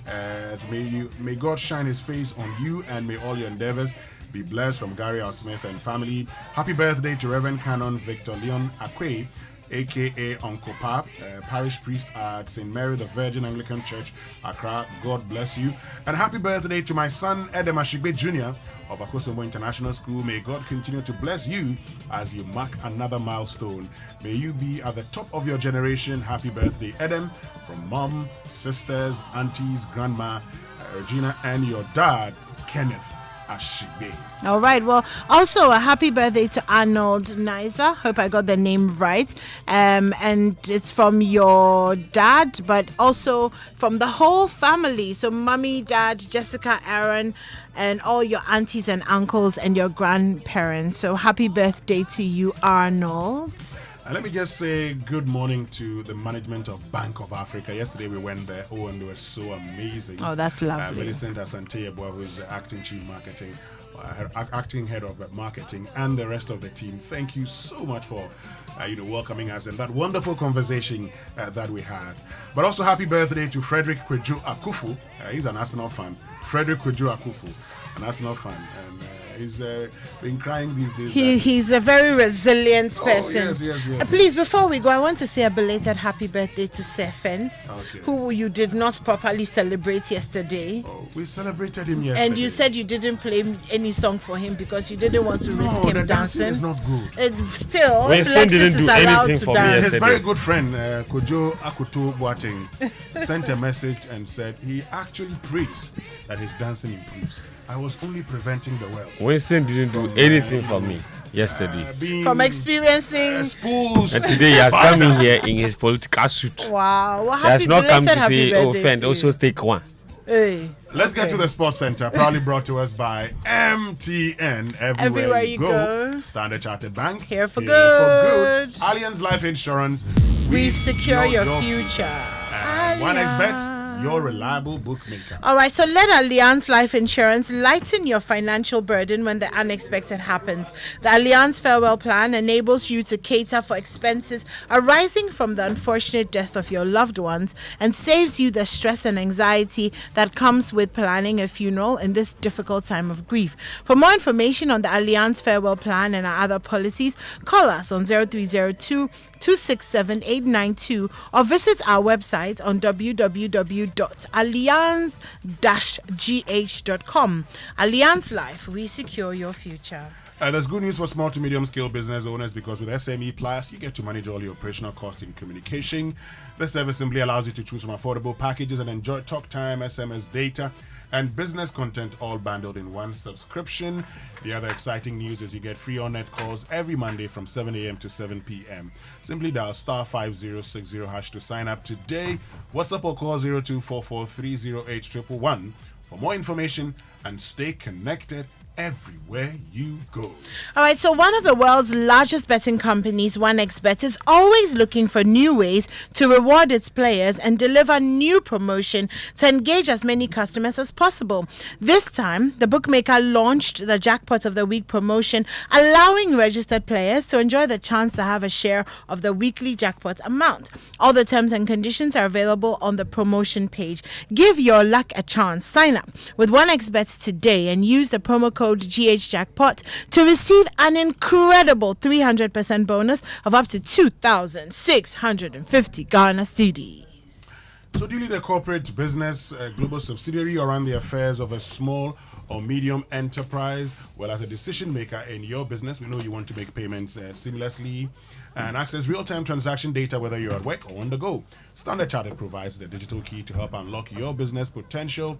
That key is straight to bank, a single access end-to-end digital platform that helps you manage the needs of your business on the go.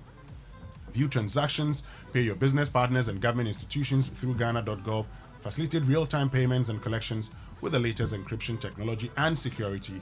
Elevate your banking experience today with Straight to Bank, our award-winning digital banking platform, powering payroll, cash management, trade and securities. You can always bank on us. Kindly email premierservice.gh@sc.com to sign up today. Thank you. Thank you very much, Winston. Good morning, all of you. Welcome aboard to the Joy Sports Center with me, Fentu, Tahiru Fentu. Coming up today, we hear from Asamoah Gyan, who says he's always felt underappreciated by Ghanaians. We also hear from Albert Tasaki, who was honored as Sunday's Ghana Football Awards. Now, let's begin with the Black Stars. Their former captain, Asamoah Gyan, says he has always felt disrespected and unappreciated by Ghanaians. Gyan's career with the national team has divided opinion over the years, but only last week, fans were united in their celebration of the 37-year-old after he called time on a football career which saw him score 51 goals in 109 Black Stars appearances. Gyan's eulogy hit a higher note when parliamentarians during a sitting took turns to memorialize his legend. The Baby Jet says his heart is now at peace. Since childhood now, I've never seen Parliament discussing a player. So I feel very, very honored and appreciative because what they did, honestly, I didn't see till my friends sent me the video. People were calling me and I saw everything, and I'd like to thank Parliament because there were a lot of disrespect, and sometimes I go on social media and a lot of disrespect, and I felt like I'm one of those guys who put Ghana on the map, and the masses can also confirm. But seeing what went on in Parliament, I'm now beginning to understand. I'm now beginning to feel appreciated by Ghanaians. I don't really care about what people say a lot, but Parliament has confirmed, and I'm sure the masses also know in their heart I should be celebrated. The numbers don't lie, I always say it, and now I would say, yeah, people really appreciate what I have done. Maybe it's the right time for people to understand the name Asamoah Gyan, the impact of that name, and now my heart is at peace. Asamoah Gyan there. So the parliamentary appreciation that Gyan referenced in that statement was kick-started by a member of parliament for the Nsawam Aduajiri constituency, Frank Ano Dompre, and he says Ghana must do more to honor their legends. When he was speaking, you could see, you can feel the emotions, that this is somebody who was giving his all to a nation. And then he couldn't have captured it better when he said that his heart was at rest now. But I feel we can do more. Whatever we do to him or for him will set the tone for the future, going into the future, what we should do to our heroes. And as a nation, as the saying goes, a nation that doesn't celebrate its heroes is not worth dying for. If you go to England, the way they celebrate David Beckham, I worked in England for a while, and the way they celebrate David Beckham, you'll be amazed. So I think not just the personality of Asamoah, but our trait and the tendency for us to also celebrate people who have sacrificed for our country is something we need to pay particular attention to. All right, so that's Ano Dompre there. He's member of parliament for Nsawam Aduajiri. Of course, paying tribute to Asamoah and urging Ghana to do more to celebrate its legends. Talking about celebration, one legend was celebrated at last Sunday's Ghana Football Awards. Former Black Queens captain Albert Saki was among the legends honored at the event. Now 50, Saki lives in the United States, where she works as a talent development coach. She blazed the trail for female footballers in Ghana, leading the Black Queens to their first ever FIFA Women's World Cup appearance in 1999 and again in 2003. She was voted African Women's Football of the Year in 2002. Now, Messi Tego played with Alberta Saki at the 1999 FIFA Women's World Cup, and she describes her former captain as a true unifier. Alberta Saki indeed was our captain and a very good leader for that matter. A very selfless person. She doesn't joke when she's playing. She loved football.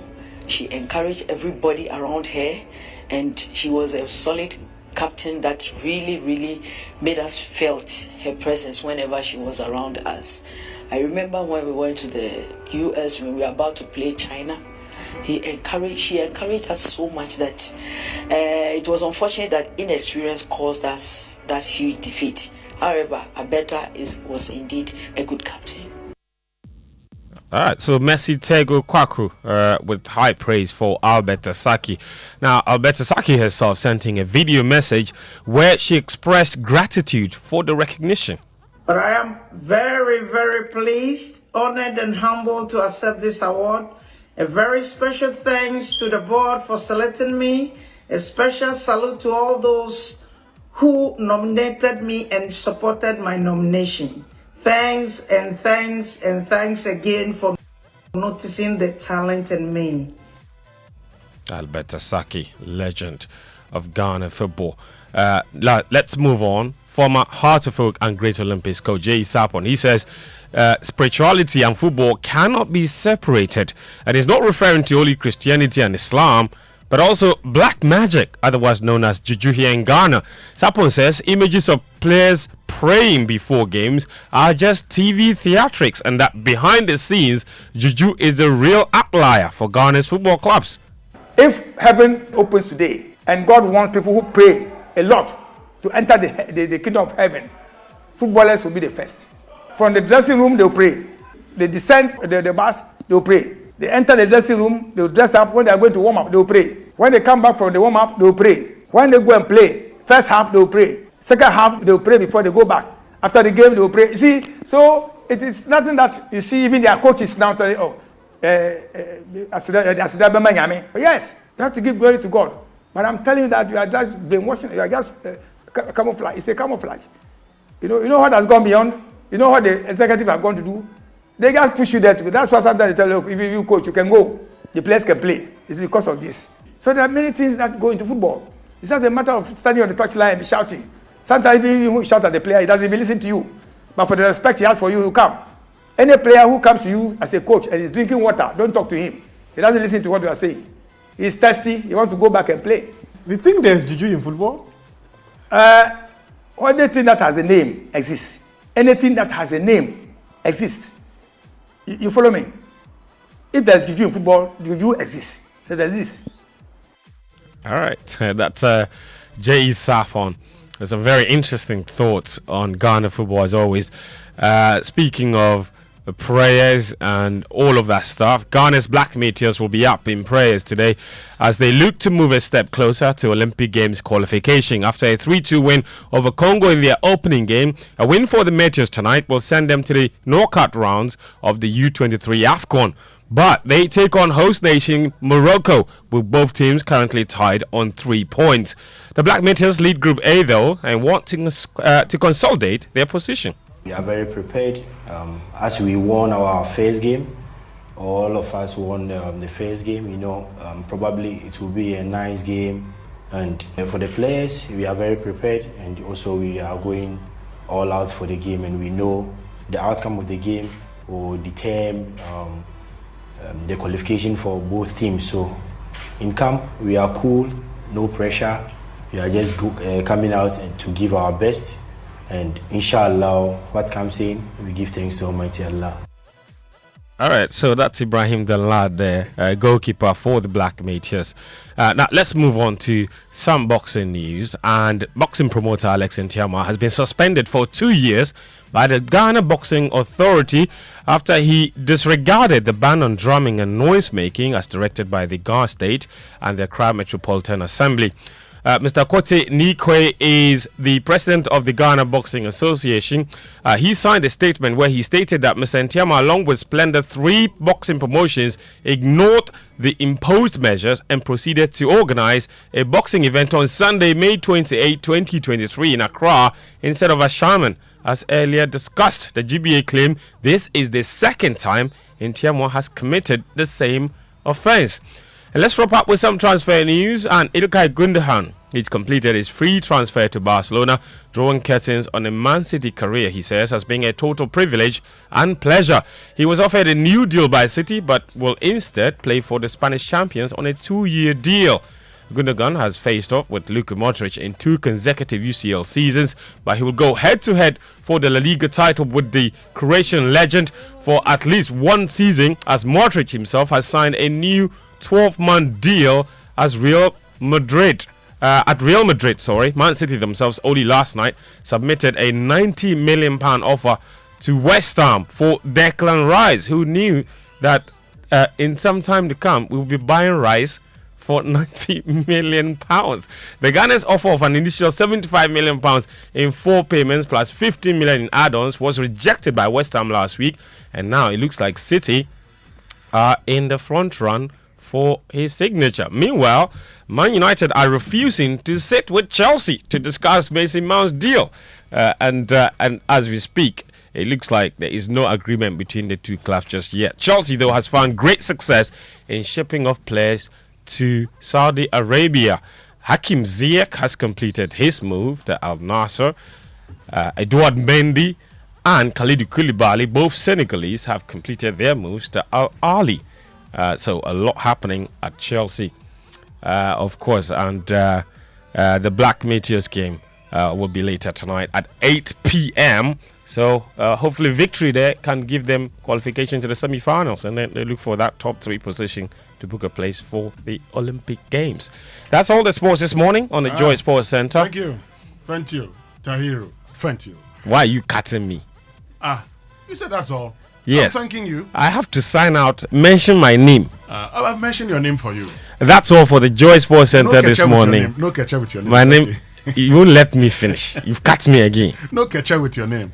That's all for the Joy Sports Center Gary, this morning. Did you do any party yesterday? No, but what the interesting thing is, while people have hair growing backwards, Fentuo, there's photographic evidence to suggest that years ago he didn't have hair.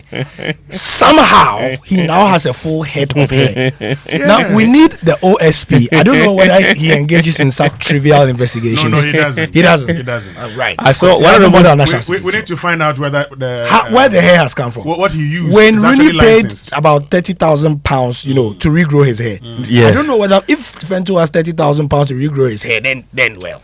You saw yesterday. We have to ask why he didn't do a party if he has £30,000 to regrow his hair. One of the things I saw on Twitter yesterday, somebody said, when people get married, they grow a pot belly Fenjo got married and grew a full head of hair. Well, let's say congratulations to Mrs. Tahiru. At least she's doing something good. Whatever she's doing to grow the hair, we need to find out. We need to find out.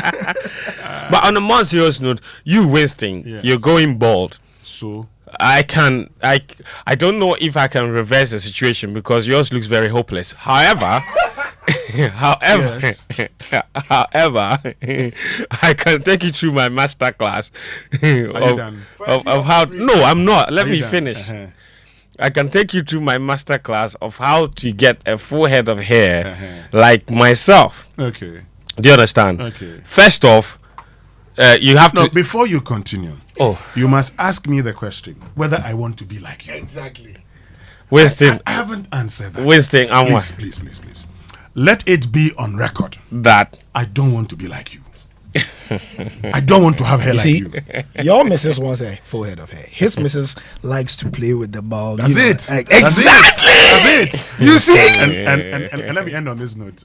My son told me the last time that, Daddy, boys have hair, girls have hair, mummies have hair, but daddies don't have hair. And I said, no, Papa, daddies have hair. I said, no. But Daddy, you don't have hair. Daddies don't have hair. No, daddies don't have hair. That's the evidence. Listen, yes, I don't have hair, but daddies have hair. No, daddies don't have hair. Yeah, how many daddies has he seen? Your friend, Uncle Tigo. Doesn't have hair. Doesn't have hair. Thank you very much, Fentu, Tahiru Fentu. And let's get interactive on social media. Join us using the hashtag JoySMS and social media messages on the Super Morning Show brought to us by EcoBank, the Pan-African Bank, Ghana AIDS Commission. Test to know your HIV status and take steps to protect your health. Number 10, liver salt, a refreshing relief, and GTP Lifestyle. So does your existing salary account give you more? Is your salary in the right account? Worry no more, because the EcoBank salary account is here to help you. Open an EcoBank salary account today and enjoy free life insurance, which covers temporary and permanent disability, critical illness, hospitalization, retrenchment, and death. With the EcoBank salary account, you have the ability to save as you spend, free debit card access to loans and more. And the best part is you stand the chance to double your salary in the EcoBank Double Salary promo reloaded from now till the end of July. So open an EcoBank salary account today by visiting any of our EcoBank branches or ecobank.com to open an account online for amazing benefits. Please beware of scammers who may contact you on this offer. Always visit an EcoBank branch or call EcoBank toll free on 0800 00 3225 for further details on the EcoBank salary account and the EcoBank double salary promo reloaded. Terms and conditions apply. EcoBank is the Pan-African Bank. One gargantuan account. Why are you running? It's all about the EcoBank salary account. EcoBank salary account. Why? You gonna make me fly? I promise it will make your pockets rise. The salary account comes with many incredible benefits like free life insurance, which covers permanent total disability, critical illness, hospitalization, temporal disability, retrenchment, and death. Also save while you spend, access loans, get free debit cards, and the chance to double your salary and more in the EcoBank Double Salary promo reloaded. It's starting from this May to July 31st, 2023. And there are so many other consolation prizes to be won. Hey, no wonder my hand was itching. This is the perfect account for my salary. So go ahead, open an EcoBank salary account today. You also stand a chance to win more than double your salary from 1st of May to the 31st of July in the EcoBank Double Salary Promo Reloaded. Terms and conditions apply. This promo is under the supervision of the National Lottery Authority under the Caritas Lottery Platform. EcoBank, the Pan-African Bank. Welcome back, and thank you very much for staying with us. Now time for the Joy Business Minute, brought to us by Consolidated Bank Ghana, CBG. We stand with you, and McDan Aviation, your dependable private aviation solution. Hello, welcome to the Joy Business Minute, brought to you by Consolidated Bank Ghana. We stand with you at McDan Aviation, your dependable private aviation solution. Research and market information firm Fit Solutions says Ghana's International Monetary Fund program will not be suspended despite a higher than budgeted expenditure. The Ghana cedi strengthened in value against the US dollar last week as demand pressures eased. The local currency gained 0.21% against the American greenback, despite injection of $1.3 million into the forex market by the Bank of Ghana. Organized labor has justified its decision to embark on an industrial action on July 10, arguing the move is to send a strong signal to the government to have the 3 sacked workers of Sunan Asogli reinstated. And Facebook owner Meta has launched a virtual reality subscription service as it tries to make that part of its business profitable. And that's the Joy Business Minute, brought to you by Consolidated Bank Ghana. We stand with you and McDan Aviation, your dependable private aviation solution.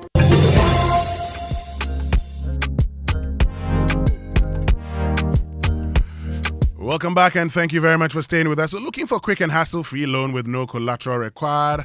Look no further, because CBG Smart Loan is designed to help your business access funds without collateral.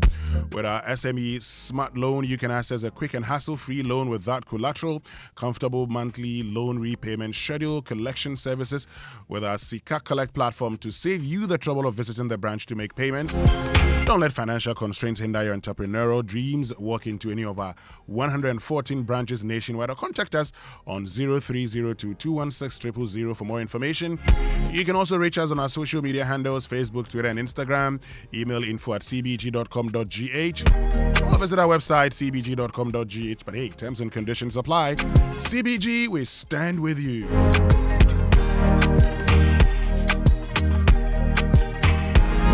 And on Big Stories this morning, brought to us by Vodafone, further together, latest from your partner for life. Belmonte by CPL developers, the ultimate luxury experience. And Access Bank, your number one remittance bank. Access Bank, more than banking. Our focus is on education. And this morning we are looking at, prospective teachers. Now, these are persons who want to teach. And out of the number that sat for the exam, some 83.5% of them failed. 83.5% of them did not pass, did not qualify as teachers. So it raises a lot of questions, okay? First, the question is, how come that 83% of persons who had failed previously are still not able to pass? What does it say about, one, our educational system, first at the secondary level, and two, at the tertiary level, particularly the colleges of education? Is it about time we started focusing on this whole admission into colleges of education again? How about going back to the old systems of actually assessing these people regularly to ensure that by the time they come out, they are well prepared for the task ahead of them? So these are persons who will not be certified to teach and be posted by government. But what if they find themselves within the private sector? So if you ever thought that, well, it doesn't affect me because my child is at a private school, they probably could be teaching in a private school. Stay with us right here on the Super Morning Show as we have this all-important conversation. But first, let me tell you about the Vodafone Edim promo, which is finally here. Receive up to 20% of your money back in your Vodafone cash wallet when you recharge with 5 Ghana cedis or more. Edim. Here's 2 more reasons to keep your conversations going with the Edim promo. You can send credit to a friend and they too will receive up to 20% instant cash recharge with 5 Ghana cedis and more from your preferred short code, your Vodafone cash wallet, credit transfer, my Vodafone app or other preferred payment platforms. The higher you recharge, the more you get back. Keep reloading in the Edim promotion and win with Vodafone. Vodafone, further together. So welcome to Belmonte, where luxury meets comfort. If you're in the market for a home that combines class, convenience, and comfort, then look no further than Belmonte, because Belmonte is located in the prime East Legon area of Lagos Avenue, and the Belmonte stylish apartment offers first-class luxury and cutting-edge finishing. So whether you're looking for an executive studio suite, a cozy 1-bedroom apartment, a spacious 2-bedroom apartment, or a custom villa, we've got you covered. But that's not all. Belmonte also offers a range of top-notch facilities to relax and keep you entertained. So why wait? Take that first step towards your dream home today. Sign up for our 3-year payment plan and own your property today. Contact us on 0204-343-011 or 0204-343-015. Belmonte is developed by CPL. So So tell me what's exciting, delicious, creamy, and rich with vitamins, minerals, and has the goodness of cocoa all at the same time. I'm sure you can guess what it is. Well, I tell you, it's a brand new Niche chocolate drink made with Ghana's finest wholesome cocoa. Niche chocolate is full of delicious goodness, and Niche chocolate drink comes in 250 ml bottle and 180 ml Tetra Pak, so that you can enjoy it big or small. It's great for all members of the family. Visit a shop near you to get yours, and I know that you would love it. Contact Niche on 0531818292 or 0277779560. Niche, Taste of Ghana. Stay with us. We'll be right back after these messages to talk about the Wacom Made in ECOWAS exhibition. We'll be right back after these. Hey, you ever buy credits where you get up to 20% of your money back before? Like I tell you about Vodafone's demo promo. See, anytime you recharge a demo, you get up to 20%, whether it be short code or your Vodafone cash wallet, or you don't use credit transfer to your number or someone else. And now you be high tech, so you don't use my Vodafone app or any payment app. However you do, Vodafone go send you up to 20% cash back into your Vodafone cash account. We'll reload here, but then you enter. Top up your airtime with 5 Ghana cedi or more in Vodafone's demo promotion and receive 20% of your money back straight into your Vodafone cash wallet. Recharge and cash out in the Vodafone demo promotion. Vodafone, further together.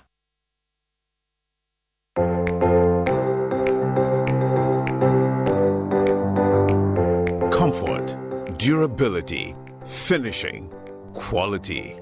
Choosing sofas and beds for your home, office, or hotel couldn't be easier with an exclusive range of sofas and beds in various designs and colors from Latex Foam. There is so much choice, whatever your budget. Latex Foam, your partner for life. Welcome to Belmonte, where luxury meets comfort. If you're in the market for a home that combines class, convenience, and comfort, then look no further than Belmonte. Belmonte is located in the prime East Legon area off Lagos Avenue. The Belmonte stylish apartment offers first-class luxury and cutting-edge finishing. Whether you are looking for an executive studio suite or a cozy one-bedroom apartment, a spacious two-bedroom apartment, or a custom villa, we have you covered. But that's not all. Belmonte offers a range of top-notch facilities to relax and keep you entertained. So why wait? Take the first step towards your dream home. Sign up for our 3-year payment plan and own your property today. Contact us at 0204-343-011 or 0204-343-015 to learn more. Belmonte is developed by CPL Developers. It's morning in Africa. It won't be bright for another hour or two, but the continent is already on the move. Trade is kicking up and spirits are high as the continent prepares to move yet another 1 million tons of goods to markets across the seas. It's the hour for making tea and coffee, of cotton bales, splitting wood, diamonds in metal boxes, and tall buildings going up. The train engines are revving up, factories are opening, and big undersea cables are pushing the continent alive. 4 time zones, 1 million opportunities, and vibrant young professionals 100 million strong. It's morning in Africa, and one bank is opening the door to endless opportunities. With seamless Pan-African payment and trade solutions and presence in Europe, Asia, and the Middle East, we are Africa's gateway to the world. Access, more than banking.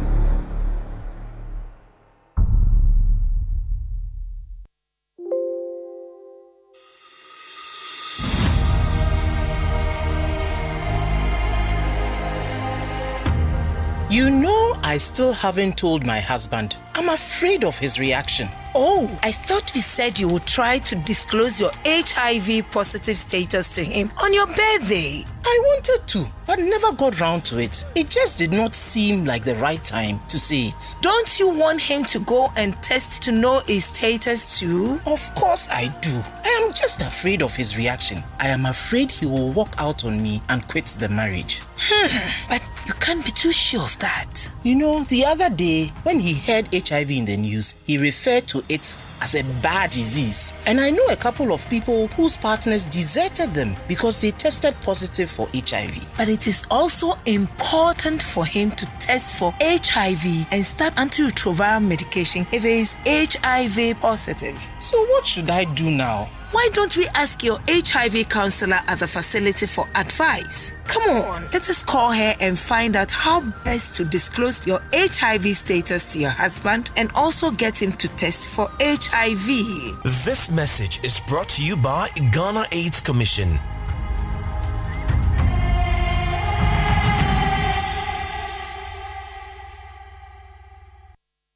A bank that supports you. A bank that cares for you. Hand in hand, we stand with you. So lift your head up, big dreams are waiting. We'll walk with you wherever you go. Where all your dreams come alive, CBG will make you smile.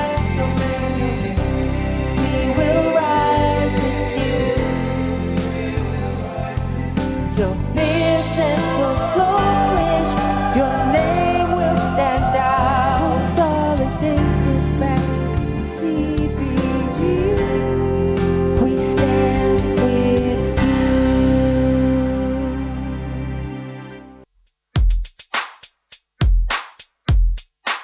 Coffee in your cup and joy on the set. The Super Morning Show is always the best bet on Joy 99.7 FM.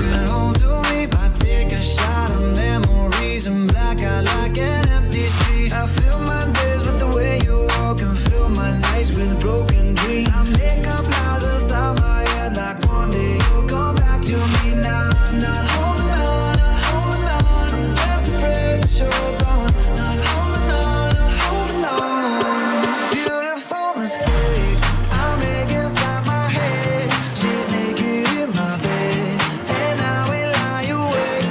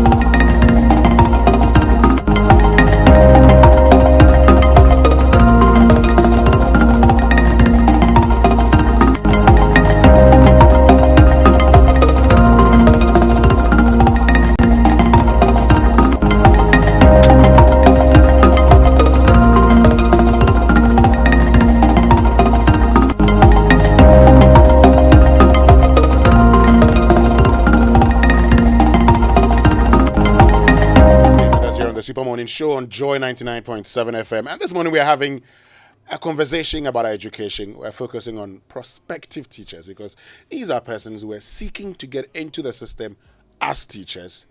And we're supposed to write an exam, licensure exam.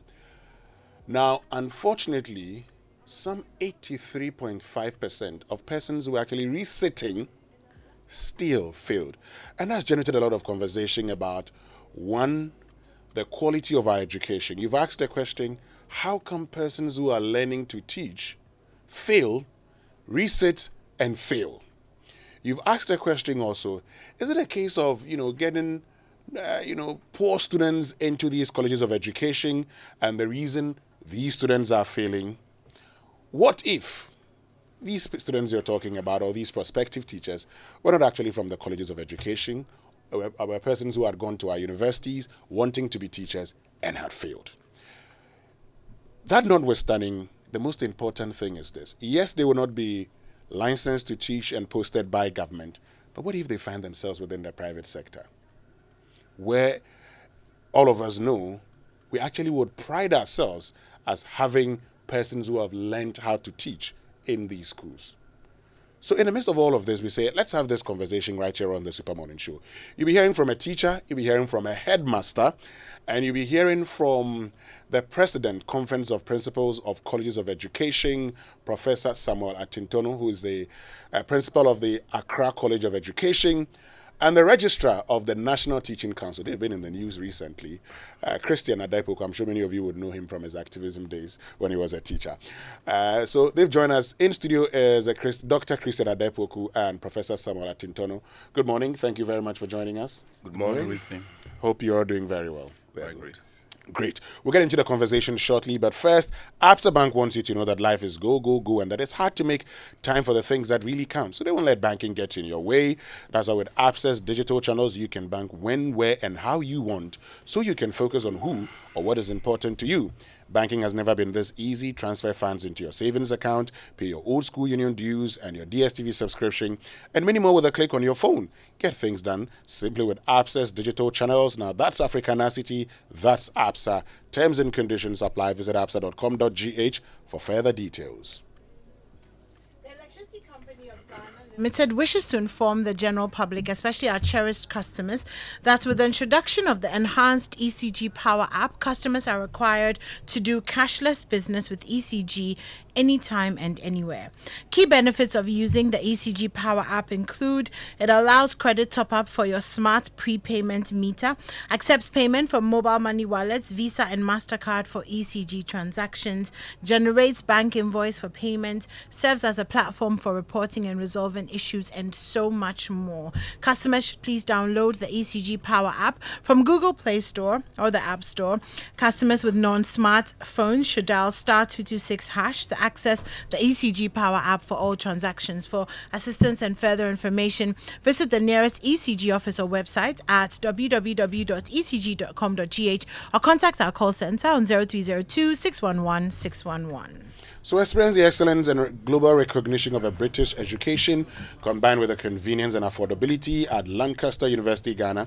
Expand your horizons and elevate your career prospects with a British degree delivered right to your doorstep. Apply now and embark on a transformative educational journey that will shape your future. Admissions are currently open for our October 2023 admission. For more information, kindly visit lancaster.edu.gh. You can also contact us via email at admissions@lancaster.edu.gh or call us on 0302 218 989 or 0209 607008. Lancaster University, Ghana, the only British university campus in West Africa. This Eid season is amazingly exciting. Renault Ghana Premium Motors Limited is giving out astonishing prizes like washing machines, fridges, smartphones, laptops, TVs. Instantly buy any Renault Duster this Eid season and win big instantly. There's never been a better time to buy a Renault Duster. Call 030-707-9977 or 030-708-0010 or visit the showroom at Atiko Junction on the George Buzia Highway. Promo lasts now till the end of June. Terms and conditions apply. Great. So let's get into the conversation now. And before we get in studio, we want to start with Headmaster John and Emmanuel Afful, who is a practicing teacher. They've joined us on phone. They'll be sharing their thoughts with us before we get in studio and continue with the conversation. Headmaster John, good morning, and Emmanuel Afful, good morning. Good morning, Winston. So Headmaster John is a headmaster of a secondary school. And Emmanuel Afful is a practicing teacher, a trained teacher, so he would also be able to share his experience. Let me start off with you, Emmanuel Afful. And look, you've been complaining about the quality of education. You've said this has only exposed what has been in our system all this while. Tell us why you think this is only exposing the rots in our system. Well, good morning, Winston. Good morning, Ghana. Before I say anything, let me issue this disclaimer. I speak not as an industry watcher, but I speak as someone who is in teaching. Sure. Indeed, I chose to become a teacher when I was in class 5.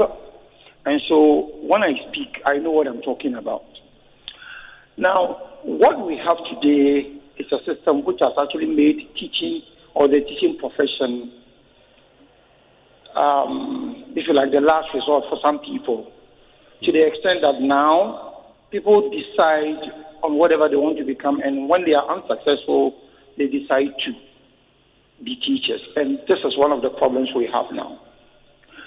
The system we're operating nowadays is actually due to certain factors, and I think that we need to take our time and talk about those factors well. The issue about 83 or so % people failing, prospective teachers, these are people who are supposed to have gone through pedagogical and content training from the colleges of education. And then there's the licensure exams trying to find out whether they were fit for a system. And this is what we have. I think that we need to be very careful about this because though the licensure exam is a good thing because it actually professionalizes the teaching career, it is something that has been placed at the wrong, if you like, footing, if I should say that word. For example, during our days, and I was in a training college called Seda School, a training college from 1991 to 1994. Okay. Now, then you would only go after O-level. So you got your sixes, at least 6 in all 6 subjects, and then you gain entry. Now, once you get in, there was usually an internal exam organized by the school itself to make sure whether you are actually fit to be trained as a teacher.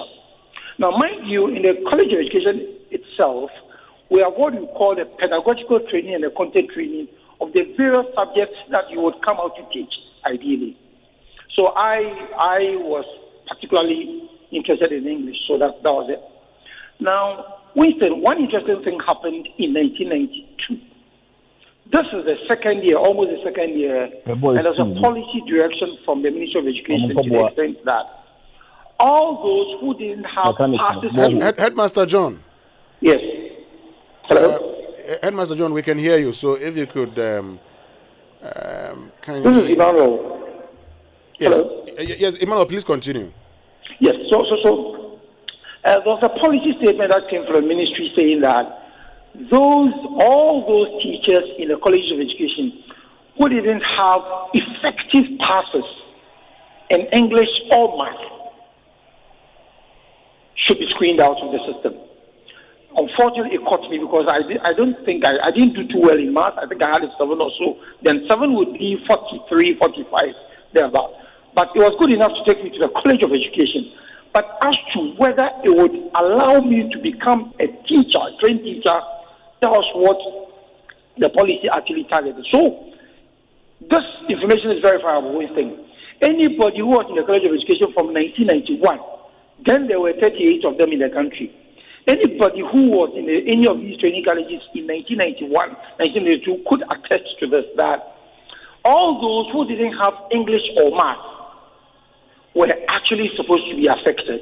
Okay. Now, instead of throwing away the baby with the bathwater, there was an intervention that came. An intervention added that we would be asked to teach primary school children, so that upon graduation from the College of Education successfully, instead of being posted to secondary schools and JHSs, then you would be a primary school teacher, which for me was a great thing. Because if you didn't have math or you didn't have English, what business do you have going to do in a JHS or an SHS classroom? Then luckily, there was a paradigm shift. We were trying to phase out that same year, we were trying to phase out all people teachers in the system. And so it meant that if you had gone to the training college and you had received a training to become a teacher, you would be posted to replace a pupil teacher somewhere. And it made a lot of sense. So I, for instance, started my training teaching experience in 1994. And I was posted to a primary school at Front Place. And so on my certificate as a teacher then, it had 3-year post-metal, because then my math was not that good. But I still qualified to teach because I had satisfied all the conditions supposed to have been organized by the College of Education. Okay. And this is what we have missed. Currently what we have is that once you get your success, the passes in a set subject, and you go to the College of Education, that's it.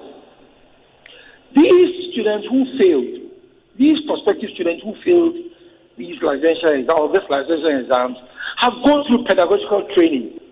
Now, pedagogical training has to do with teaching methods. It is not the content itself. And I just want to clarify this. For example, I teach English, so if you were asked to go and teach verbs, pedagogically, you have to be trained on how to deliver the teaching of verbs. And then there's the content. So at every material point in time, there are two things you need to know. So if you take mathematics, you need to learn the content, you need to learn the pedagogy. Okay. And so my assumption is that these people who have left the training colleges and have failed a licensure are people who have been trained pedagogically, but not necessarily content-wise. And so this is where I am at. A suggestion I can make is that why don't you go back to the system as we had in those days, where universities would conduct FUEs, First University Exams, for all students who were desirous of reading a particular program in a university. Hold on a minute for me, Mr. Afu. Let me get to Headmaster John. He's a headmaster. He engages teachers all the time, and I know he also has some few thoughts to share on this before I get in studio. Headmaster John, so you've been engaging these teachers, okay, even at the secondary school level. What are your own concerns? Right. Listen, let me take this opportunity to greet your panelists in the studio, especially to Christian and Kudok. Good morning. Good morning. Yeah, the issue at stake, my brother, is Herculean, and we have to look at it. I remember 2018 when teachers were recruited into the system because we had this double, some years the double track system. Yeah. And there were some who came along with certificates in forestry, certificates in biodiversity, certificates in fisheries, and what have you, who were brought in that we should recruit them into the secondary, education so that they would teach. What I did was I said, look, this is not what I needed. You may have the degree, all right, but the requisite degree for you to teach, just in biology, maybe you have done biodiversity and forestry and other things. This is not your field. So I even militated on their letters to be sent to the regional offices so that they will repost them. Unfortunately, I was called to Accra because I was, becoming a stumbling block to those who wanted to teach, all because they didn't do the subjects that I requested for. Fast forward to this one. You see, listen, we were in training college. It was training college. And my brother, who was just, on the line, indicated that maybe after O level you could go. No, even some even joined from sixth form. Some people came from the sixth form to PS1. Let me put it out. That was how we refer to it. PS1. PS1 to PS2 is 1 year. You are doing 3-year program. PS1 to PS2 is 1 year. Before you get settled in PS2, you have written part 1. Okay. You have written part 1, 6 subjects. And these 6 subjects, some were, if you couldn't get your passes, either you were referred or some were asked to, withdraw when they were in second year. So the system itself will set the child out. Before you get to PS3, then you write part 2. Part 2, if you write part 2 includes your electives. If you don't make it, you don't get your certificate. You don't get your registered number. You go to the field, you don't have registered number. And it was something that was, the system cured itself from some of these chaps that we are talking about. My brother, Mr. Agbo, Emmanuel Agbo was saying that the pedagogical areas. Yes, it's methods. For me, when I was there, I didn't like math. Mathematics is something I didn't like. But people were doing content and I was afraid. But all that I did was to go by the methodologies. Finamine, a writer from Standard School, I believe, I remember that name very well. I digested this book. A-level students who did mathematics were always burning their heads with content and everything. But the question is, how do you teach whatever content you have? Okay. And surprisingly, when results came, some of us who were math phobia, let me put it that way, we were able to sail through. And those who did content were failed. Not because they didn't know math, but because they couldn't know how to teach it. So, my brother, training college, when it became College of Education, things have really changed completely. Now, I remember we were writing on A4 sheets, plain sheets. Why? When you ask, they will tell you are going to write on the board. So if you write on the A4 sheet or the plain sheet and it tilts downwards or upwards, then it means on the board, if you are writing, that is the way it will look like. So train yourself. Today, what do you think? Hold on a minute for me.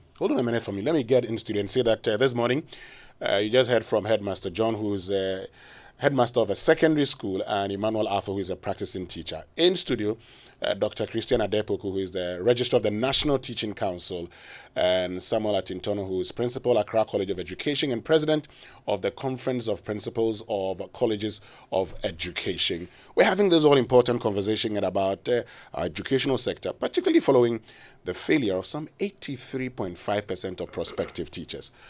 Professor Atintono, let me start off with you. So you've had them. You train the teachers, prospective teachers. They've called into question the structure that we implement currently. What do you say about that? First of all, good morning to your cherished listeners, particularly to my 46 principals who will be listening at this time in Accra College of Education, and of course to registrar here. He's the only registrar in Ghana, Dr. Daipoku. Others will not be happy with that. So, and then to thank the headmaster and then the teacher for the input that they have made, and to assure them, of course, myself, I completed college in 1991, so I'm very familiar with the part 1, part 2, the fact that you have to train a teacher, content and pedagogy. But there have been a lot of changes, and that is because globally, teaching is a profession.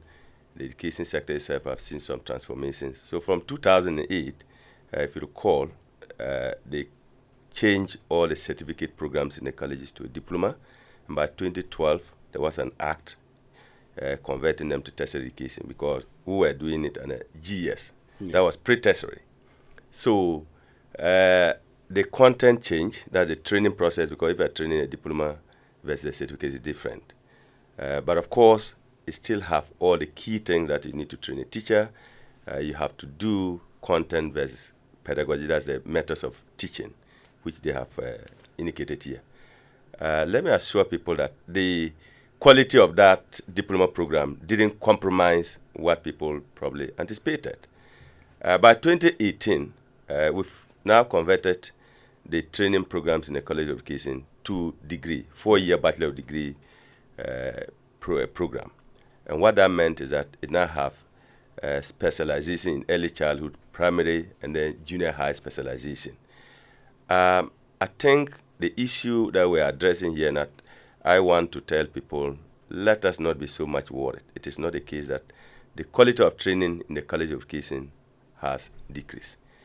The particular student that we are talking about who failed these exams, and I want to emphasize, are not the students from the College of Education. They are not the regular ones. And the register is here. And he made that point clear when he even presented reports that these category of students are people who over the years, since they started the licensure exam in 2018 to date, that accumulated to about 8,000. Some usually, in any professional exam, some will write, pass, some will fail. So, but you have got the opportunity to do. The only good news and bad news is, per this kind of exams, you keep writing until you probably pass. But unfortunately, normally in some professional examinations, they give a cap. UCC that the colleges were all affiliated to, what they did at the time was that if you graduate from the college and you never pass even the college exam, they give you 3 times. If you don't pass, then there's a problem. You may have to then just leave it like that. This one, how many times are they given? 1 minute, Doctor? There's no cap. There's no cap. So you try and try until you pass. Exactly.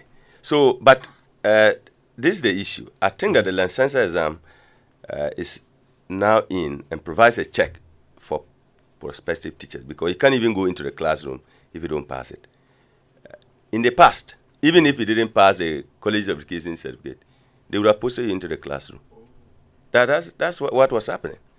So for me, this is a very good thing that licensure have come to provide a gateway or a sieve that until you do the things that you should do as a teacher and demonstrate those skills to us that you can pass. And what are they? These essential skills, literacy and numeracy. Yes, but hold on a minute on that. Yeah. You can't go to the classroom. Yeah. Yes, you won't be posted. Yes. What about if you find yourself in a private school? Well, you should agree that private school most of them don't even take professional teachers. Well, some do these days. In fact, yeah, some do. So when they see the professional teachers, they're excited because the fact that this is somebody who's learned how to teach. Very good. And so you actually would say this man has learned the pedagogy and content and everything. He's going to be a better teacher, all things being equal, within the shortest possible time than one without professional Very education. good. But they are aware that they ought to have a license. So if you're a private school proprietor, you ought to check. Has this teacher that you are going to engage passed the licensure exams? So that one, you should check. And if the person have not passed and you want a professional teacher, clearly there's no reason why you should pick the person. Let me bring Christina Daipoko in at this moment. So you are the registrar. You know there's more. For the students who have been resitting, do you know, for instance, the number that are from colleges of education, number that are from other universities, or those who are willing to teach and thus must pass before they sit the exam? Yeah, thank you very much, Winston. Yes, we have the numbers. Unfortunately, I don't have them here. But what I remember very well, I think I was on a similar program with Prof 3 days ago, and I showed him the statistics. We did from 2019 to 2022 average failure, and realized that at the College of Education level, we had only 26% failure cumulatively. 26%. 26%. But if you look at the others, we're having some of them going as far as 65% failure cumulatively in the past 4 years. And so that is how the numbers look like. We have been able to arrange from college to college, university to university. If you want to know the cumulative failure on the part of UCC, I think it's around 47%. If you look at 47% from UCC? Yes. If you look at the university established to train teachers? Yes, UW is around 45%, and it goes on like that. I don't have the full data here, but I still remember these three. That's worrying. The university established to train teachers. Well, there's a reason for that. Yeah. Which is?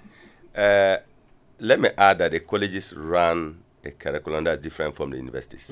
And ours is specifically to train the teachers. And we tie all the things we do with what we call the National Teacher Standards. So before a tutor can go into the class, you ought to have all these things known. So we are running separate programs. Okay, Prof. Yeah. If you go to UCC, there are Bachelor of Education programs. Yeah, sure. And in these Bachelor of Education programs, there's teaching English, for instance. So teaching mathematics, teaching French. And you'll be told what you must learn as a teacher who wants to teach English.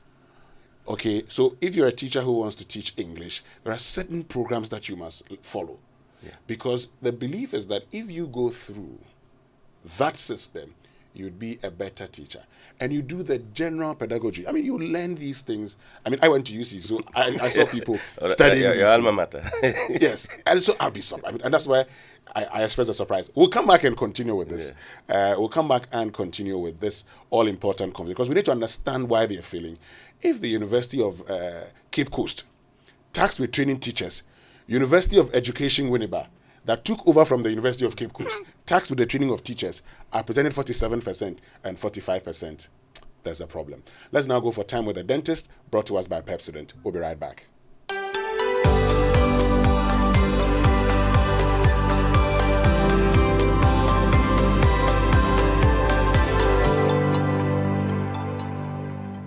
Hi, it's Time with the Dentist, and we're going to talk about saliva. This clear liquid that I'm sure you've not given much thought to has a big impact on your oral health.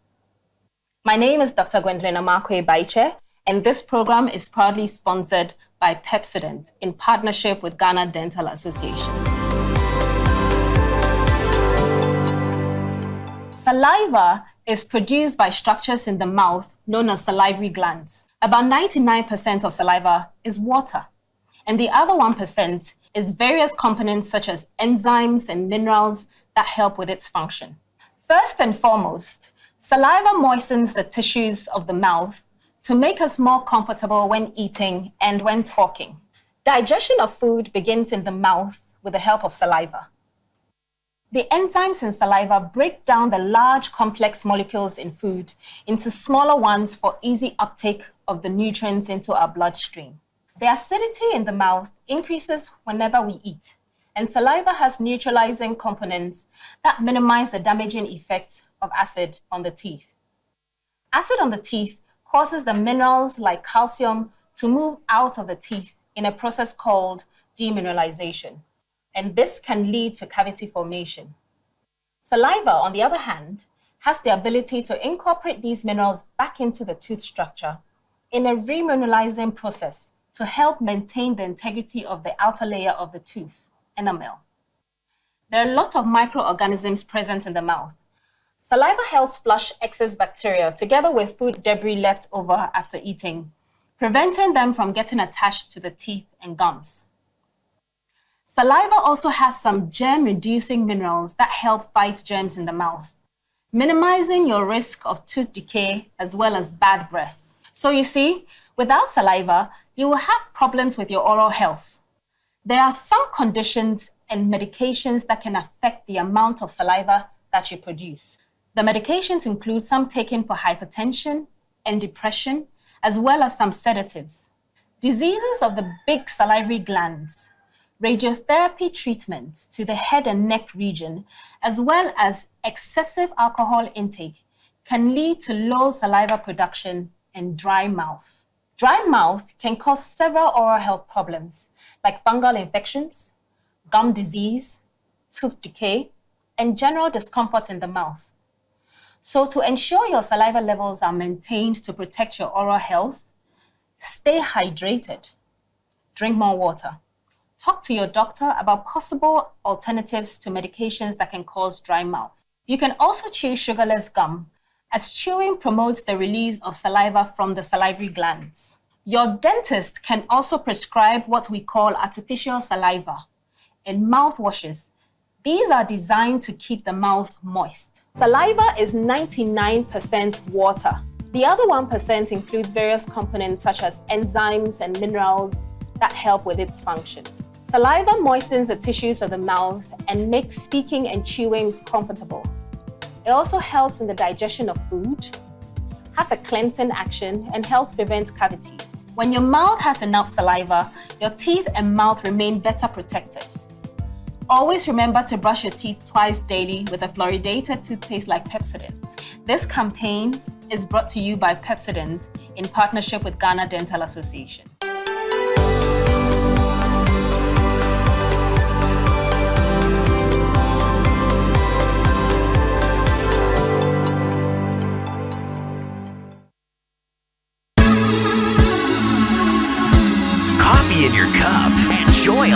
set. The Super.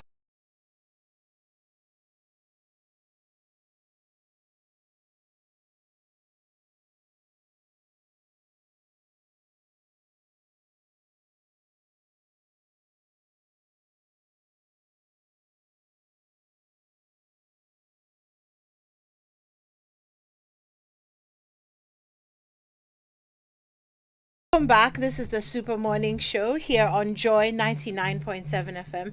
My name's Enima Inimado, and we're having a conversation about teachers, so the kind of teachers that we're producing, why they're not doing so great at the examination and the licensing process, and how hopefully we can change that or make it better. Joining me, I have Headmaster John Enimano Aful, who's a teacher, on the phone lines, and in studio, Dr. Christiana Daipoku, the Registrar for the National Teaching Council, and Professor Samuel Atintono, who's a principal of Accra College of Education and President, Conference of Principals of Colleges of Education.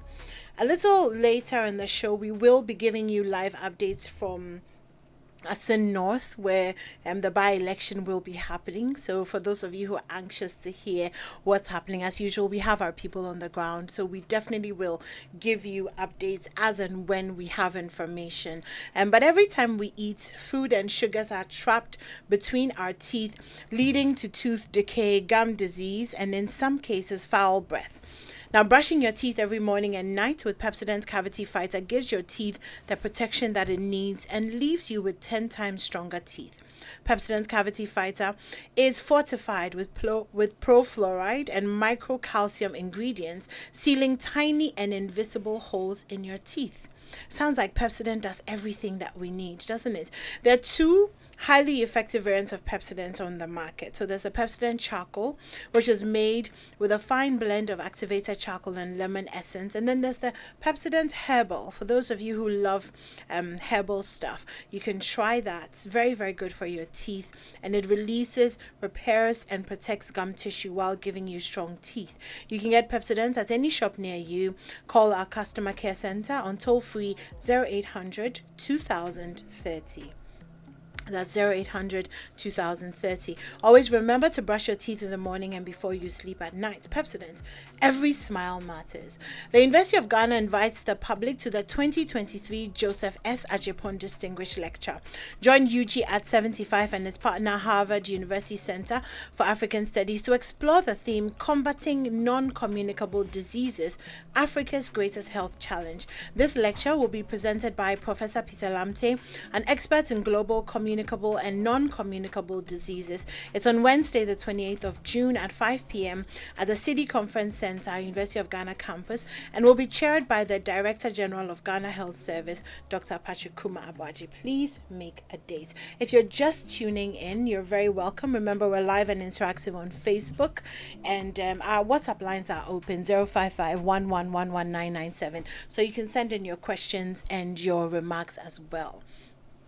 So just before we went on the break, and let me start with you, Professor Atintono, we were comparing the percentage of failures, UCC, Winneba, College of Education, and I think we agreed that the College of Education was doing better. Yeah.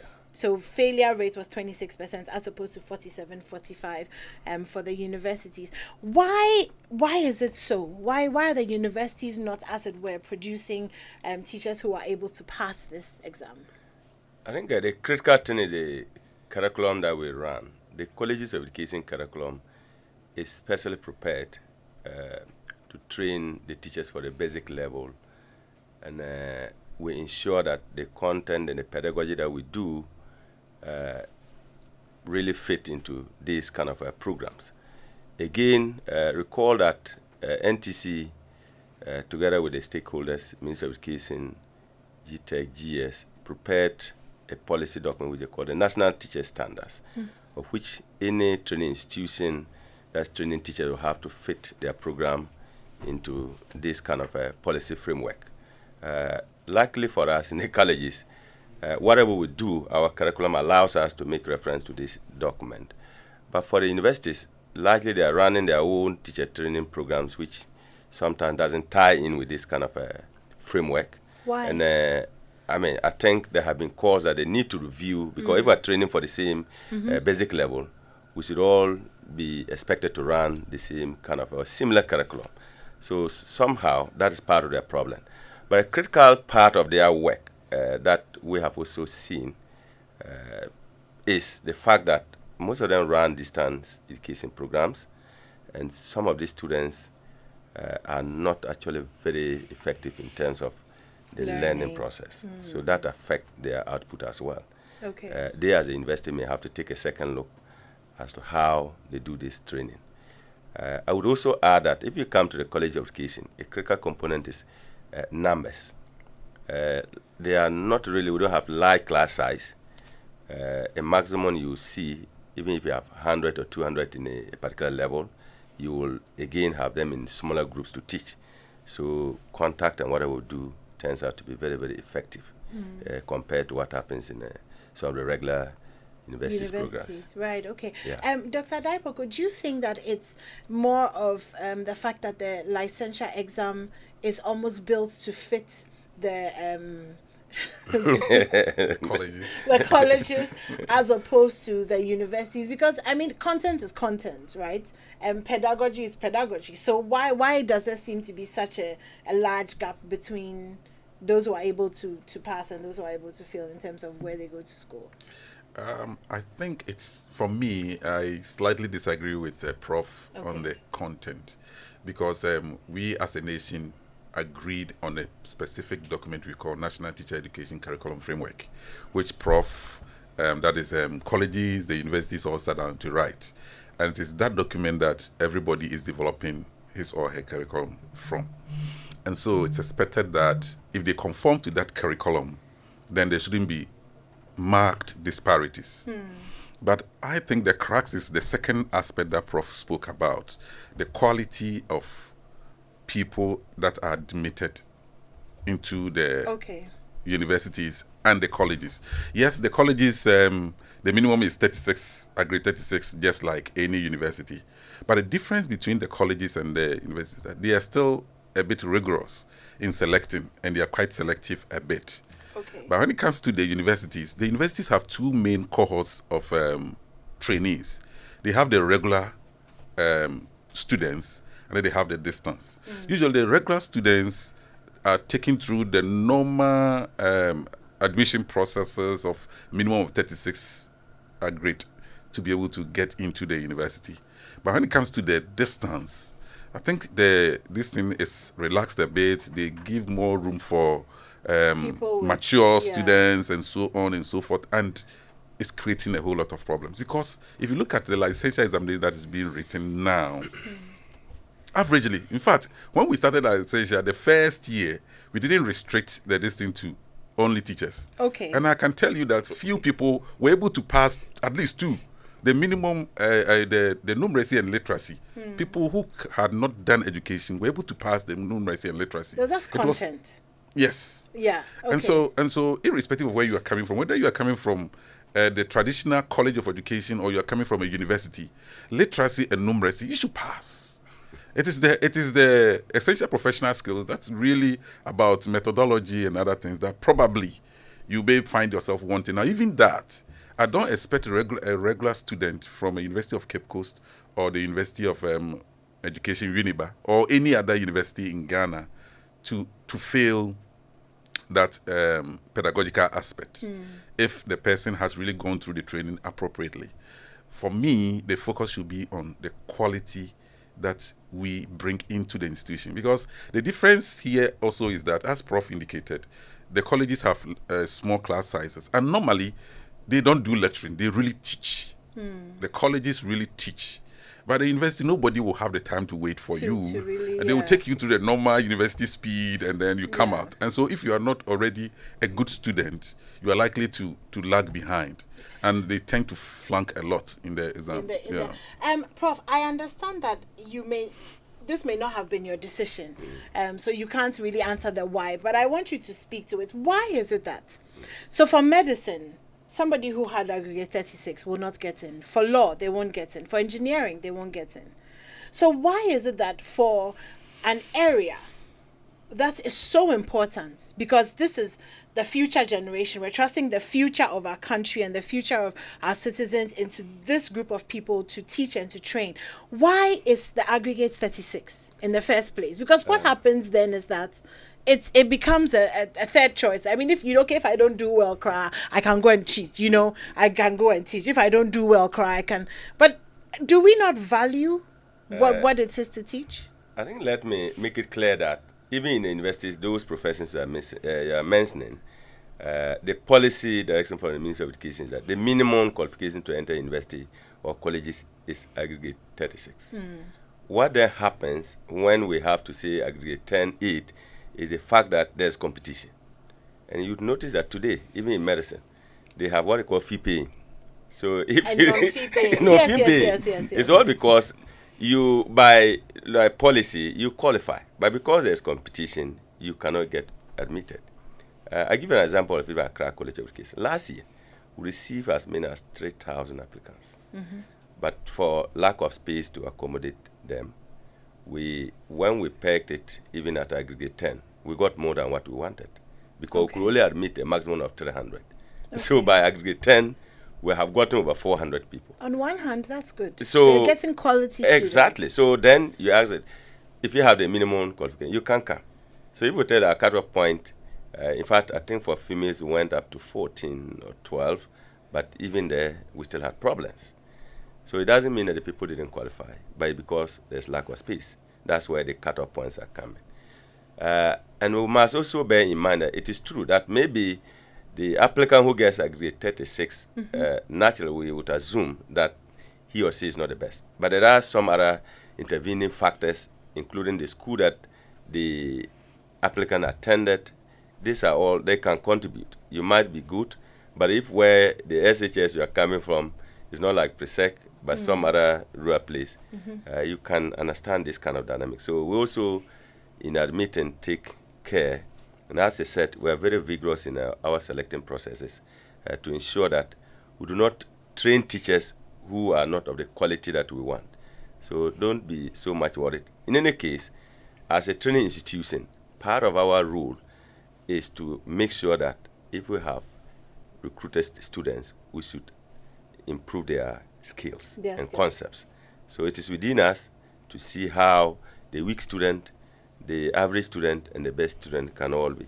And these things are all part of the colleges of education training programs. In fact, even the teachers, that's the lecturers that we recruit, we have to be sure you yourself who's coming to teach have all that we require. Because you might have been a teacher, you should have done all the pedagogy and the content in whatever discipline area you are. Somehow, in the universities today, it is not the case that all the lecturers with PhDs have actually gone for training to teach. That was also not at the background. But also by virtue of the fact that you can only take 300, 400 people, it's almost like selection. Exactly. What's the call? Yeah, it's like, okay, we get very the best. competitive. And then, the universities are bigger so that they can take. So what do you think that the universities have to do then? Since they are able to take people who are perhaps who didn't do as well, so that they match up, because 45%, taking the exam are failing. Obviously, there's something very, very wrong in the way that they're teaching. I think at this point, let me indicate that because I'm sure universities are also listening. The colleges are actually affiliated to these universities that we are talking about. University of Cape Coast, University of Ghana, where my college is affiliated to, KNUST, EW, and then UDS. We're actually affiliated to them. But he mentioned something that he disagreed. That is the registrar with me on the curriculum. And I think the fact is that the National Teaching Curriculum, that's a framework that we are all supposed to design our curriculum within. Truth of the matter is that the universities, they have not yet still tied all their teaching curriculums to that national framework. And that's what the problem is. Can you tell us why, Christian? Why are the universities? I mean, it seems the obvious thing to do, isn't it? Yes, the obvious thing to do. And universities are autonomous to some extent. It's now that National Teaching Council has been given the mandate from 2020 to start regulating teacher education institutions. Before that time, as an autonomous institution, we've given you a framework. You design your own curriculum to suit it, and nobody was really checking. But now there is a mandate for somebody. Fundamentals are exposing them. Exactly. Yeah. So there is somebody who is there to check to make sure that you conform. And I believe most of them have started changing their systems to conform to the new curriculum framework, so that some of these things, these flaws, may be avoided. And you asked a question about what can they do. If the first thing is, if you diagnose and you realize that your candidate is not good at English, what you do is that you organize extra classes for that person. You have admitted the person. Maybe English for as a second language for people who are weak in English, who do, whilst they're pursuing the degree program, alongside it, they do this one, so that by the time they come out, they're good at it. If it is numeracy, that's a challenge. You can do the same thing for them.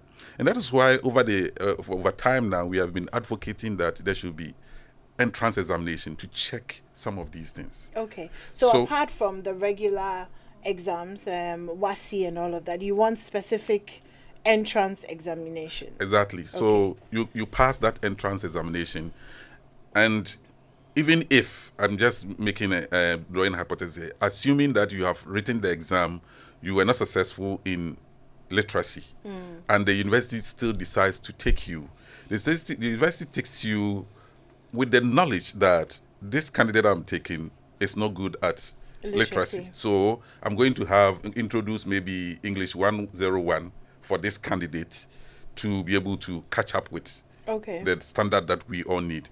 But that is not the case now. It's assumed that you have your normal university qualification, and therefore you enter and you go through it as quickly as you can as any other candidate. No selection, no segregation to find out those who are weak and therefore need special attention and so on. So when you come out and you are confronted with the licensure examination, it becomes a challenge. So maybe some of these things are the things we should be looking at. We've been talking about it. Prinkov, NTC, the universities, the ministry have all been talking about looking at the entry requirement again and trying to see if we could do something to sieve them before they enter. The problem is, yes, we're talking about two things here. If they can be tested in numeracy and literacy before they enter. When you are hesitant, you don't write numeracy and literacy again. You just test you on the content knowledge, that is your area of specialization, and probably pedagogy. That will be the takeaway for you. Yeah. The challenge here is that if we decide to do the entrance exam, then the advantage rather is that you will not get a candidate to spend all the time 4 years, get to the finishing point, and be told that you are not literate enough to be able to communicate in class, or you are not numerate enough to be able to do analysis of common numbers and so on, and therefore you cannot pass into the classroom. So we curtail that expenditure both on the part of government and on the part of parents and candidates. Because if you are going through the mainstream College of Education, government is spending on you. And so if you spend the 4 years and you come out and you are not able to enter the classroom, it's a cost to the taxpayer. It is. If you are going through the university system, government is not spending on you directly in terms of what fees you pay. But then your parents are spending on you, or you're spending on yourself to be able to go through the course. And you finish, and then we tell you that you could not pass through the gate.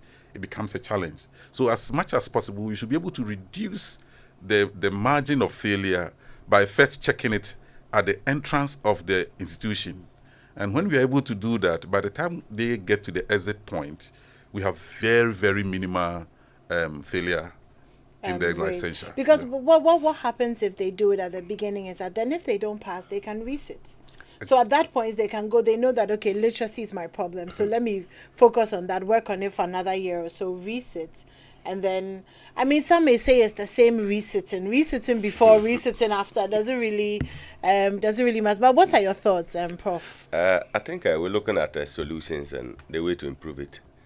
As I said, we are open to how we can probably screen them at the entry point. It's very critical, because if you don't get the right caliber of students, you can have problems.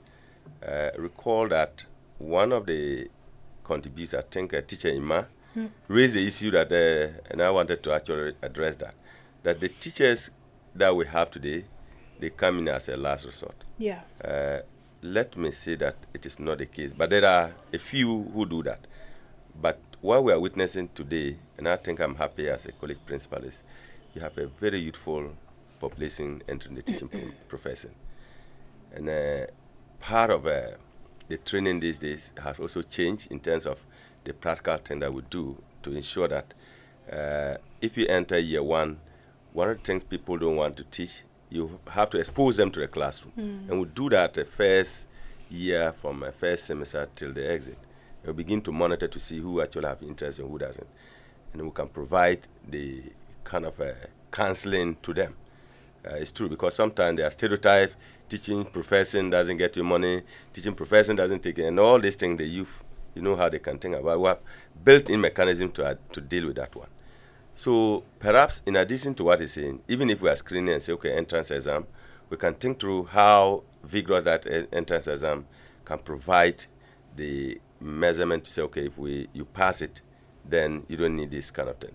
But critically is also the fact that if you look at the colleges, if we admit you year one, even though you are supposed to be a specialized teacher, we ensure that we teach you all the essentials or the basic things. You need to still know literacy. You need to still know how to write as a teacher. You need to have a fair idea about the essential thing of being a teacher professional skills. So year one is meant for that one. Then by the time they get to specialization, they're actually equipped and know what they are going to do. So for me, in the university, as I said, I have been there as a lecturer. Part of the problem we don't have is we pluck you year one, straight away you are doing your specialization in mathematics, science, and so on. Of course, they have general courses in education and so on that they teach. But I think that we ought to also have that kind of arrangement where you can teach people these essential things while they're in school. Yeah. And also check our admission protocols, the entry behavior. So it sounds really good. I mean, I know that the College of Education is doing much better, but there's still 26% failing the exam. So the 26% who are failing, they've gone through the first year of, all the generals, and then why are they still failing? An exam which they are prepared for, because you prepare them for the exam, right? Yeah. Not necessarily for only the exam. What we do is the training is very holistic. We prepare you for the content to teach, the pedagogy and so on. But in any profession, you don't expect 100% to pass. That will also be an indictment. If there are exams were assuming everybody was passing, I think we'll have to ask NTC what kind of exam it is. So examination is supposed to also discriminate to demonstrate certain skills. You have a certain threshold. Of course, we're not happy that we're having 26%, with which that we have 10%. What we want to do, of course, also with NTC, they took the lead in conducting research to get all this database for us. We should think that we need to take a deep dive into these people who are failing, what exactly is contributing to it. Because at the moment, we rely on informal kind of information, but we don't have a research base to say, why are these students failing? But for me, as a college principal, I don't also expect all my students to pass. In a particular year, all the colleges put together, 46 colleges, we may turn out about 20,000. So if you turn out about 20,000, you have 15,000, 16,000, or even sometimes 8,000. That's quite a good. It's quite a good exactly. Turn. But I want to talk about those who are resitting.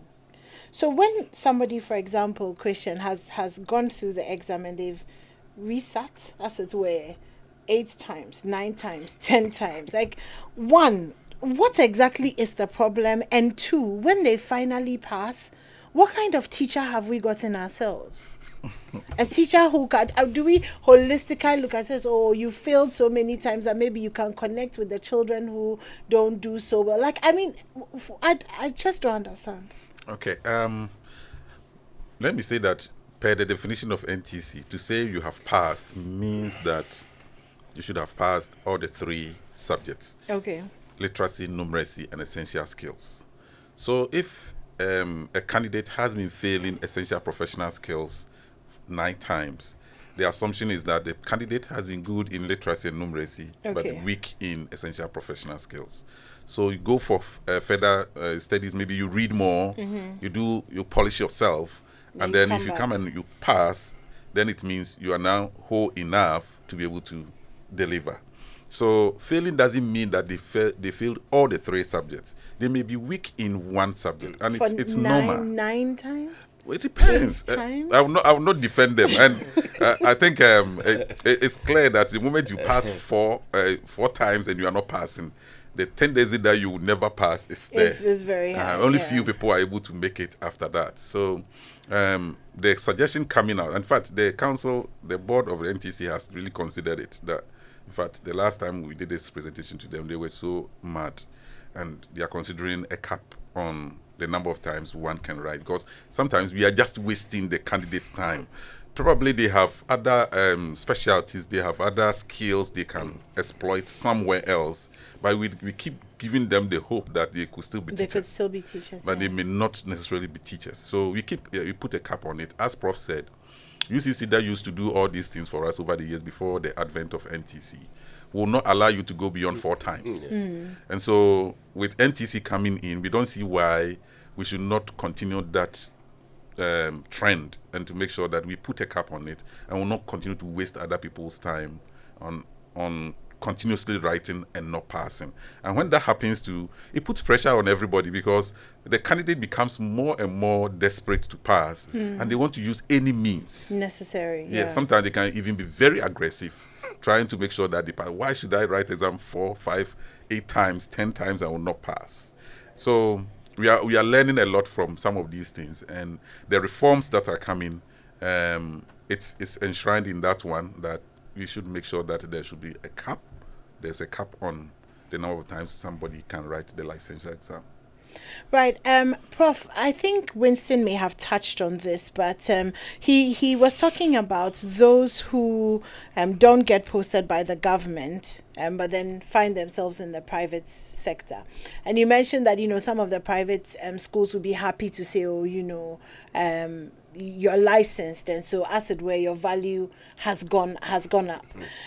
Is there a way that for example, how many times or how long it took a teacher to pass? And does that affect, do you think, from an employer's point of view, the value of the teacher that is coming in? And then also from an employer's point of view, private schools, is it going to cost more to have a licensed teacher? Is the licensure, apart from the fact that it's supposed to sieve out, those who are not great, is it also a way of placing a lot more value on teachers? Because we know that in the past, teaching is not something that has been, as celebrated as it should have been. So do you think that's also something that it could? I think it is true that now that we are beginning to look at teaching from a very serious professional point, in the sense that the licensure have actually demonstrated that if you even go through training, you have a certificate, and you haven't passed it, you cannot be recruited. And I think I'm happy Ghana Education Service has made that a very good point. If you don't pass, you can't even apply. The same thing to the private schools, and NTC has taken steps further to even train the teachers in the private school, because the very framework or the policy that they work with says that you cannot actually even teach if you don't have any form of a kind of approval from them. So they have the licensure, they can grant the temporary one, but they're also taking steps. I think the work is so much for them, but I've seen that they have done that even in my college. Some private school teachers have been brought into the college to give them some basic kind of training and giving temporary license. In fact, even national service, they have been doing that. So what it then means is that there's actually value added to the teaching profession now, and people are beginning to sit up. In fact, beyond even getting your license, it is not kind of for life. If you get a license 2-3 years, you're required to go and demonstrate certain skills again for renewal. That's what it meant. So even those who are passed have to demonstrate that you are in the classroom. So you must come back again and tell us that you have been doing lifelong learning, professional development as you are there, then demonstrate. And there are certain points, and again, there are some institutions that are providing that training. You have to register with NTC. Of course, my college is one where we can do some training again to do teachers too. But are we enforcing it? Are we able to enforce that a teacher was licensed 3 years ago and it's time for him to be reassessed? Do we have the database? Do we have the people? Do we have the... Because otherwise it's just another policy that sounds good on paper. No, they are enforcing it. Usually, I mean, when you start some of these things, initially have problems, and they say no need to have a work for NTC. But every teacher now in the classroom is supposed to build what they call a professional portfolio and this lifelong thing. Also participating in a professional development. Remember, 2-3 years ago, I remember even the Minister of Education, there's a money, some amount that they allocated for that purpose. Yeah. So they're supposed to use it to pay to get things done. And their promotion is actually also tied to that. If you don't demonstrate those things, you cannot be promoted. So it's being enforced. Okay. Yeah. So, yes, the enforcement has been slightly slow because it's a new thing. As I indicated, NTC really got the power to be able to enforce some of these things in 2020. And we have started across the country. We have licensed almost every teacher in Ghana. About 350,000 teachers have been registered across the country. They are going through continuous professional development and so on to be able to merit renewal of license and other things. Besides that, the private schools too, we are aware that we have a lot of them who have challenges with their qualification and so on. But then, NTC has taken steps so far to be able to get them licensed. What we are doing is that currently we are registering all private school teachers across the country. And then, as we are registering them, those who qualify for professional license, we give them. And those who do not qualify, we give them training as Prof indicated. And then we give them temporary license. Temporary license is valid for 1 year and is renewable 2 more years. After the 2 years, that is when you have held a license for 3 years, if you have not made any effort towards professionalizing yourself and becoming a licensed teacher, you cannot continue to teach. Okay. Let me also say that the minimum qualification to teach in Ghana, whether public or private in Ghana, I mean the minimum authorization to teach, the basic one, is teacher's license, either a temporary license or a permanent license. And the license is issued by the National Teaching Council. And that is what we have started working on. It's a gradual process, but I believe that by next year, we are hitting into enforcement. We'll be moving from school to school. We go to the school, we check. What the law says that if you employ somebody who is not licensed, you are liable. Right, okay. And then the person who is also practicing teaching without license is also liable. Okay. And so from next year, we'll be moving from school to school. We'll be doing enforcement. We'll be supporting people who need support to be able to get to the required standard and so on. That is what we really want to do. We want to first support people to be able to conform. And when people become more resistant and recalcitrant, there and then that you start enforcing. Okay. That's what we are working on. And these are all geared towards making sure that we get the right caliber of teachers in the classrooms. Because if you get the teacher factor right, you have solved about 60% of your educational problems.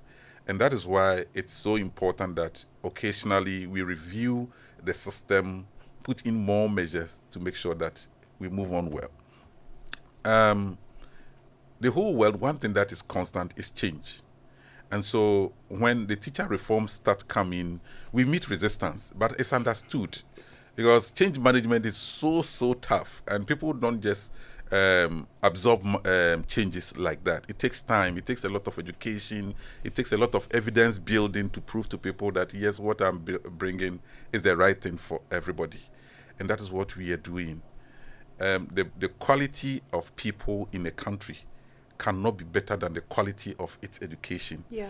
And the quality of education of a country cannot be better than the quality of its teachers. And so getting the teachers factor right is so important. And globally, that is what we are all doing. AU has declared 2024 as the year of education. And the focus is so much on the teacher. Because if you improve the teacher's bit, learners benefit a lot. And when learners benefit a lot, you improve society. Yeah. UNESCO says that since war begins in the minds of men, it is in the minds of men that we construct defenses for peace. And so if you can run a peaceful society, you can raise a peaceful country that is developing, then you must start with the construction of the mindset of the people. And that starts from the younger generation, start from the education system. And that is why some of these things have been done. We are receiving a lot of backlash, but we are not that much perturbed. Insofar as we are supporting people and we are helping to sanitize the system such that every parent will be so confident that this teacher that I'm sending my child to teach will be able to communicate effectively to that child, and that child will be able to reverse it and also communicate effectively to the teacher, to the comprehension of both. If the teacher is not able to do that, why do you want me to put my child in the hand of that teacher? Yeah. At all. It shouldn't happen. And so Ghanaians should have confidence in the National Teaching Council and what we are doing. It's hurting a lot of people, and we are aware. Somebody has spent a number of years in a school and is desperate to go and teach. But let's put the sentiments aside. The desperation of people to enter classrooms should be put aside. Rather focus on the learner, the innocent child who has very little to say in who or she, he or she that handles that child. And that is why some of these things are so important to us. We appreciate the work that the teacher education institutions are doing. They are doing a marvelous job. But to some extent, we still need to look at it policy-wise. We need to look at how people are given the opportunity to enter the system. Yeah. And when that one is resolved, then we go into the stuff that is given to people when they enter the system before they come out. Then we all have confidence that our classrooms are safe for our children. The people going there are fit for the purpose.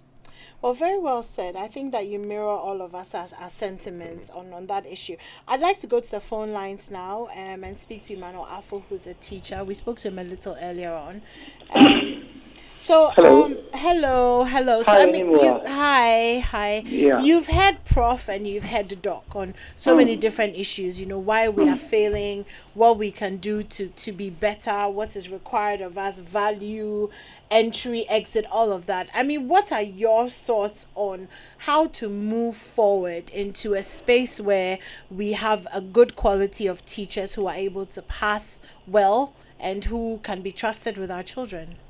Anyway, thank you for that question. And I thank the learned Prof and the other panel members in the studio. But I think that there's one question we are failing to answer, or maybe ask. And I say this without prejudice to the motive or the intention of the licensure exam. It's beautiful. It's going to read, for example, it's going to settle the debate as to who is qualified and who is not qualified. But anyway, who needs qualification to do what? And I'm saying this in a very gingerly way. I can tell you that between 80 to 85% of all teachers in primary and the JHS schools in Ghana are private school teachers. Now, you asked a question. Those who have sat the licensure exam for 3, 4, 5, 6, 7 times and have failed, what would they do? Winston said that they will find themselves in private schools anyway. The irony anymore is that in the last 15 years, statistically, students in primary school and JHS have done better than those students in the public schools who are supposed to have been trained by certificated teachers. Those are the questions you should be asking. Or anyway, is it not a fact? Yes, that's the fact. That primary school students at the BCE level, at the primary school level, do better in terms of numeracy, in terms of literacy, than our public school. So, apart from this situation that the licensure exam will solve, the entire value chain of education needs to be looked at critically. Look, Winneba was set up to do one thing and one thing only. And if I'm wrong, anybody can correct me. It was set up to train teachers. What is happening now? Anybody, can you answer the question? And I believe this is a question we all can answer. What is happening now? Now, regular students are going to do programs which are unrelated to teaching. And so we watered down the system. You know, so I am looking at the fact that the licensure sounds fine, but I'm saying that the entire quality of education has reduced. And I don't know why we are failing to say this. We are failing to answer a critical question. If we think that the child should be at the center of our development, why are we not enacting policies that are forward-looking? And this business about sandwich and mature programs affecting the quality, I beg to differ. I disagree a little.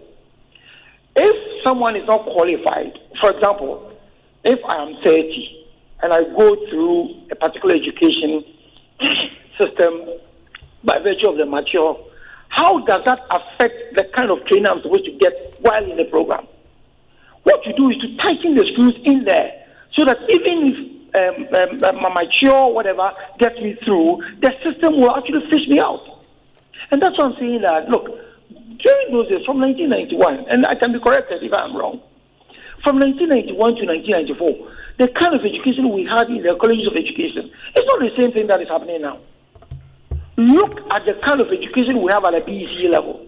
Look at the kind of education we have at an SS level. Get a regular FHS student to write you a letter, and you'll be surprised. And so it is not just about the teaching and the quality of teachers coming down. The teaching profession has been made to serve as a last resort for those who have not been able to achieve their dreams. That should change. If you meet anybody who decided to be a teacher by virtue of the fact that he wanted to be or she wanted to be a teacher, the way they teach, the way they talk, it's totally different. It doesn't have anything to do with mature students or sandwich. Sandwich came in to serve a purpose. We didn't have enough universities. We thought that it was necessary to train people with a technical know-how. It doesn't mean you should water down something that is supposed to be happening.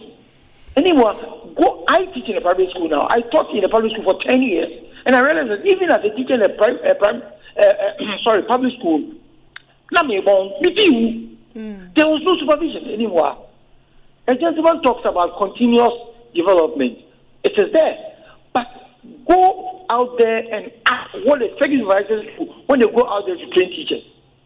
When they go, the first thing they get is their envelope. And I can be quoted anywhere.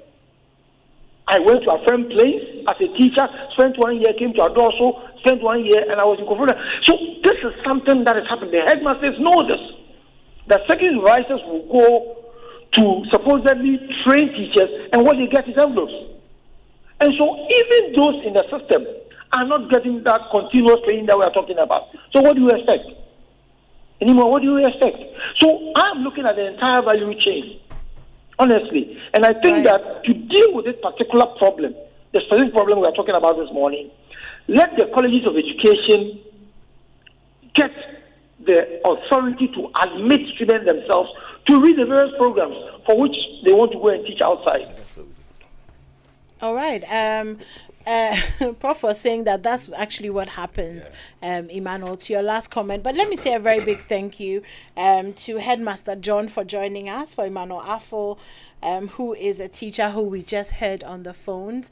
And a thank you as well to our guest in studio, Dr. Christiana Daipoku, the Registrar for the National Teaching Council, and Professor Samuel Atintonu, who's the principal of Accra College of Education. Thank you so much for joining us this morning. We've been thoroughly educated. I'm sure if there was a licensure exam on the topic this morning, we would definitely pass. And we hope that as time goes on, it gets better. Don't go anywhere. The Super Morning Show is still on. Thank you. When Solomon had finished praying, fire came down from heaven and consumed the burnt offering and the sacrifices, and the glory of the Lord filled the temple. It's time to pray and pray again. Are you ready for Stand in the Gap? 48 hours of non-stop prayer? Join the global gathering of prayer warriors, prayer addicts, and believers from the 6th to the 8th of July, starting 6 p.m. This year, under the mandate of our global lead pastor, Prophet Gideon Danso, we are declaring, let the fire fall. Joining him, our mighty men of God, the Reverend Ben Doku, Pastor John Hanna, Dr. Robert Ampia Kofi, Pastor Marky Thompson, Pastor Nathaniel Bassi, Pastor William McDowell, and the sound of our house, EWC Live. Location is the EWC Prayer Factory, Jowulu, next to the Allied Heights. It's your season of divine visitation. Come and birth your testimony at Stand in the Gap, brought to you by the Empowerment Worship Center, where God lives. Are you hoping to start university this October? If you want a British degree from a world-class university at a fraction of the cost, then join Lancaster University Ghana right here in Accra. With a diverse student community, vibrant campus life, and 50% scholarships to support your study, Lancaster University Ghana provides you with a world-class education that creates endless opportunities globally. Don't miss this once-in-a-lifetime opportunity. Apply to join Lancaster University Ghana, where learners become leaders. Admissions are currently open for our October 2023 intakes. Apply now for our foundation and undergraduate programs. For more information, contact us on +233 030 221 8989 or send an email to admissions@lancaster.edu.gh. Lancaster University Ghana, the only British university campus in West Africa. Hello? Hey! I'm a far Charlie also. My number one international carpenter. I'm good, oh. Nice one.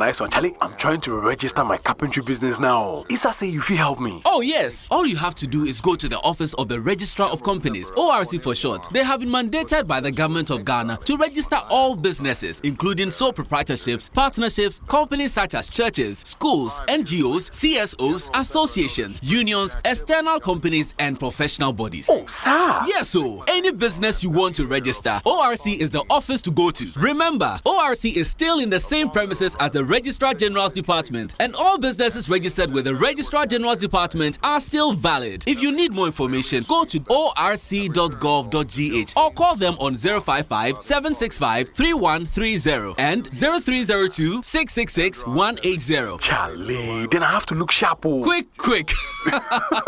ORC, here to serve you.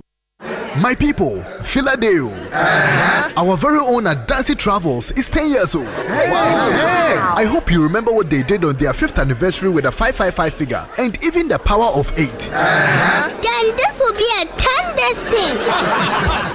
That is right. We are going on a 10-day adventure in Dubai on a chartered Emirates flight full of Adansi travelers from 10th to 19th August. And starting from $1,650, you can be part of this Adansi-licious 10th anniversary tour. The rate covers flights, hotel accommodation, breakfast, visa, airport transfer, tours, and Adansi at 10 mega party at Dubai Desert Camp with the legendary Samini. Adansi Travelers Tour. It's a vibe. The 10th anniversary. That will be a part of this. You can pay a minimum of $500 to book your seat and pay the rest till 15th July. Contact Adansi Travels now on 0595 500 817 or 055 631 0404 to book your spots now. Adansi Travels. Feel life's beauty. Say donut, donut, donut, donut. Hey, donut, donut, donut, donut. Donut, donut. Then come cut up donut. Donut, donut. Malaria syrup donut. Everybody follow not sa malaria. A 3D donut now. Oh, gonto. Malaria chill. Oh, ho, po, po. What do you need? I want you. Donut. Donut. Dabako. Donut. Adamienu, Donut, Adamiensa, Donut, no. Donut, scatter malaria. Donut, it scatter malaria. A quality product from Blaze GVS Pharma. Yenshishemu who se malaria wa wumujum ansana wanum Lonat. Na nam yensearch na malaria no daso wo hwa ko hu dokota. This advert is FDA approved. It's the most action-packed breakfast show in town. The hottest music, the best giveaways, the great interviews, and all the laughter and fun you can imagine. Don't miss the Super Morning Show on Joy 99.7 FM. It's the best breakfast show in town.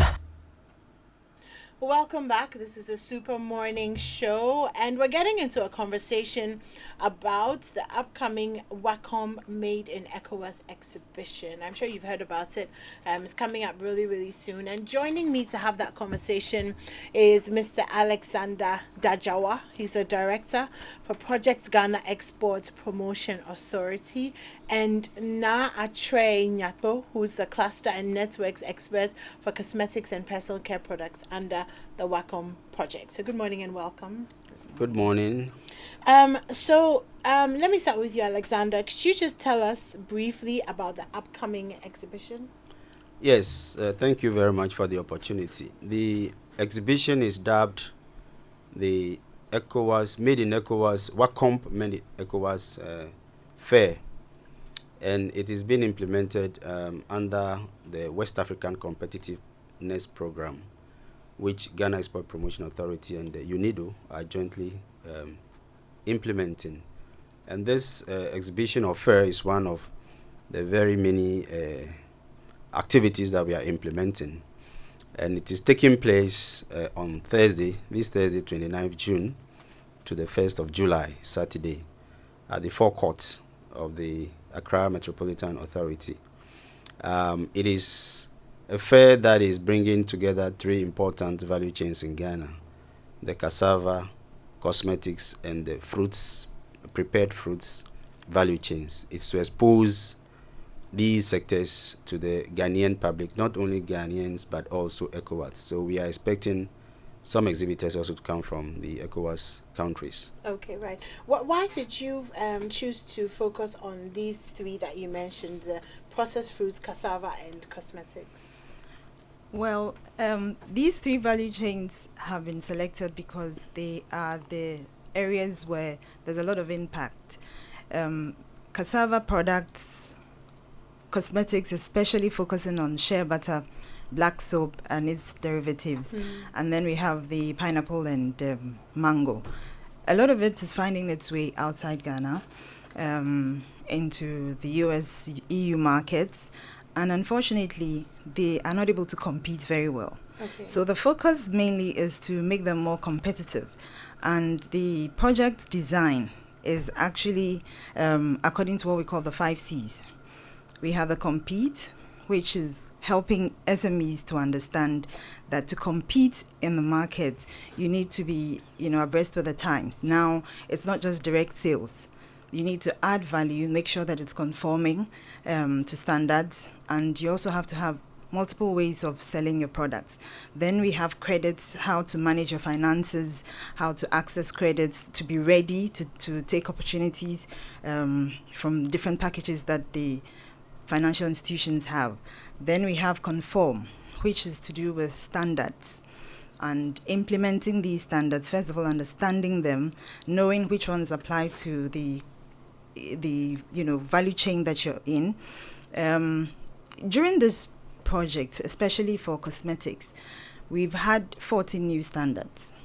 Previously, we didn't have standards for products like black soap, shower gel, shea butter related body butters, creams, and all of that, yeah. And it was difficult because people were putting together all kinds of formulations and selling, and it wasn't doing very well. But now the SMEs involved are doing way better. I mean, when you talk about way better, and Ghanaians need to know. This is one of the reasons why we're doing this exhibition. I talked about 5 C's, so I'll just talk about connect, which is the main reason why we're having this fair, to connect with people, to know who your customers are, what your customers want, and be able to provide them with what they. And then we have coordinate, where we're working with Ministry of Trade and Industry and all the related agencies under them, including GEPA. So we work with all of these agencies to help support the SMEs. And incidentally, today is World MSME Day. So this is the day where we recognize SMEs and the hard work that they're doing to add to the growth of the economy. Yes. Well, that sounds really good. Exciting, actually. How many exhibitors and visitors are we expecting for the event? Yeah, we are targeting a total of 100 SMEs, and if we get a little more, we'll be happy to have them because, as I said, we are covering 3 sectors. And so the target is 100 SMEs in these 3 sectors. And already the signs are very encouraging. Yesterday we had a Zoom meeting with all of them, prepared them adequately for the show. And so we are ready, and a lot more are showing interest. We expect all of them to pay up by the end of today, so we get the place prepared for Thursday. As I said, a few of them are also coming from the sub-region, so it will give opportunity for networking, and as Na has already alluded to, coordinate, network, and let's see West Africa businesses grow. Let's add more value to our products, and that is why we are organizing this exhibition. And we are also using this opportunity, great opportunity from Joy FM and your networks, to invite the general public to patronize it. This is made in Ghana exclusively and also made in ECOWAS exclusively. So they should come. Tomorrow is a holiday, let them rest, and then on Thursday, we invite everybody to join us for this very important show that we are organizing. Awesome. So how does one register? You were talking about paying up in Zoom meetings. Yeah, so registration, well, we're just a few days away, so it will be closing very soon. But the registration is on the, we have a portal, Wacom Ghana, www.wacomghana.gh.com. So they can go there, yes. Wacom Ghana.com. Yeah, or on the other hand, they can also call these numbers 024 342 5872, 024 342 5872, or 054 751 3373 for registration, and they will be assisted. All right. Well, thank you very much for that. And it starts on Thursday. Yes, Thursday. Starts on Thursday, early in the morning. We're expecting about 500 people to come see. Okay. I think that it's important to add that Ghanaians don't know what we have here in Ghana. That's true. And unfortunately, some of these products go out in their raw state and come back value added before we patronize. We're happier to patronize that, which is not really... When we can actually just add the value. Exactly. Here. So where is it happening again? The AMA forecourt. Okay. In the center of Accra. And it's Thursday morning. Yes, Tudu. For those of you who are not familiar, it's at with the Tudu, AMA forecourt. at the AMA where the marriages take place. Okay. Yes, let's come and enjoy Ghana, made in Ghana products. There'll be fun there, food to enjoy. So it's running through from Thursday all the way to Saturday.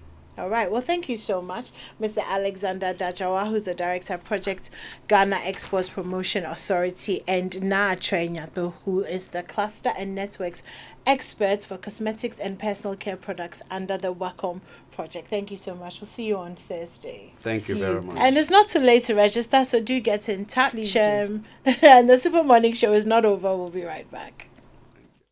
Super Morning Show. It does get better anytime your favorite shop, Malcolm, says it's there for you and got you covered with all your daily need items. Continue shopping on products ranging from groceries, stationery, electronics, homeware, kitchenware, furniture, home decor, electricals, and many more at low prices. Terms and conditions apply. Malcolm, where Ghana shops. Are you tired of struggling with bad financial situations? At Quick Credit, we understand the difficulties that come with transitioning to a better one. That's why we're here to simplify the process for you. With loan facilities from 1,500 cedis upwards, all you have to do is call and we will take care of the rest. All you need is your national ID, no savings, no collateral, no susu, no deposits, and no account opening required. Quick Credit has you covered. Whether you're expanding a business, starting a new one, facing an emergency like school fees or funeral expenses, or even just in need of a salary loan. What are you waiting for? Call Quick Credit today, 0302-200-390 or 059-692-0833. We do not give loans via the internet. Quick Credit is regulated and licensed by the Bank of Ghana. Terms and conditions apply. Quick Credit. Lending made simple. Charlie, so it's actually raining and we can't hear any sound. As for this, your house, when it's raining, no sound. When the sun is up, the interior is cool. What roof are you using? They use Ico roofing shingles from Interface Limited. Long lasting and beautiful. Ico roofing shingles. We all for move to Interface and get this Ico roofing shingles. Interface Limited is the leading supplier and installer of finishing input materials for the building and construction industry in Ghana. Call us on 0274-999999 or visit our website at www.interfacelimited.net. Facebook Interface Limited GH. Instagram Interface.limited.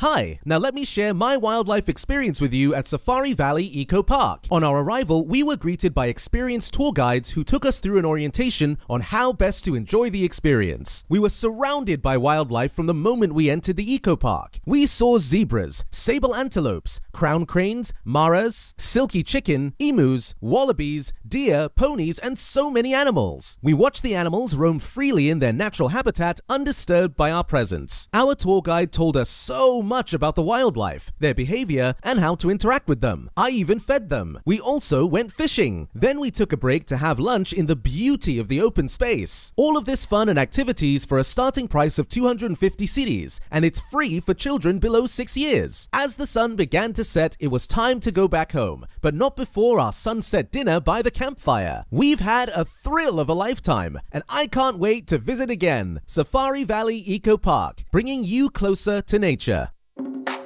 Light up your Eid! This Eid season, Electroland Ghana Limited is giving you discounts on a wide range of products. Talk of NASCO, Media, TCL or Samsung, fridges, air conditioners, television sets, microwaves, washing machines, and many more.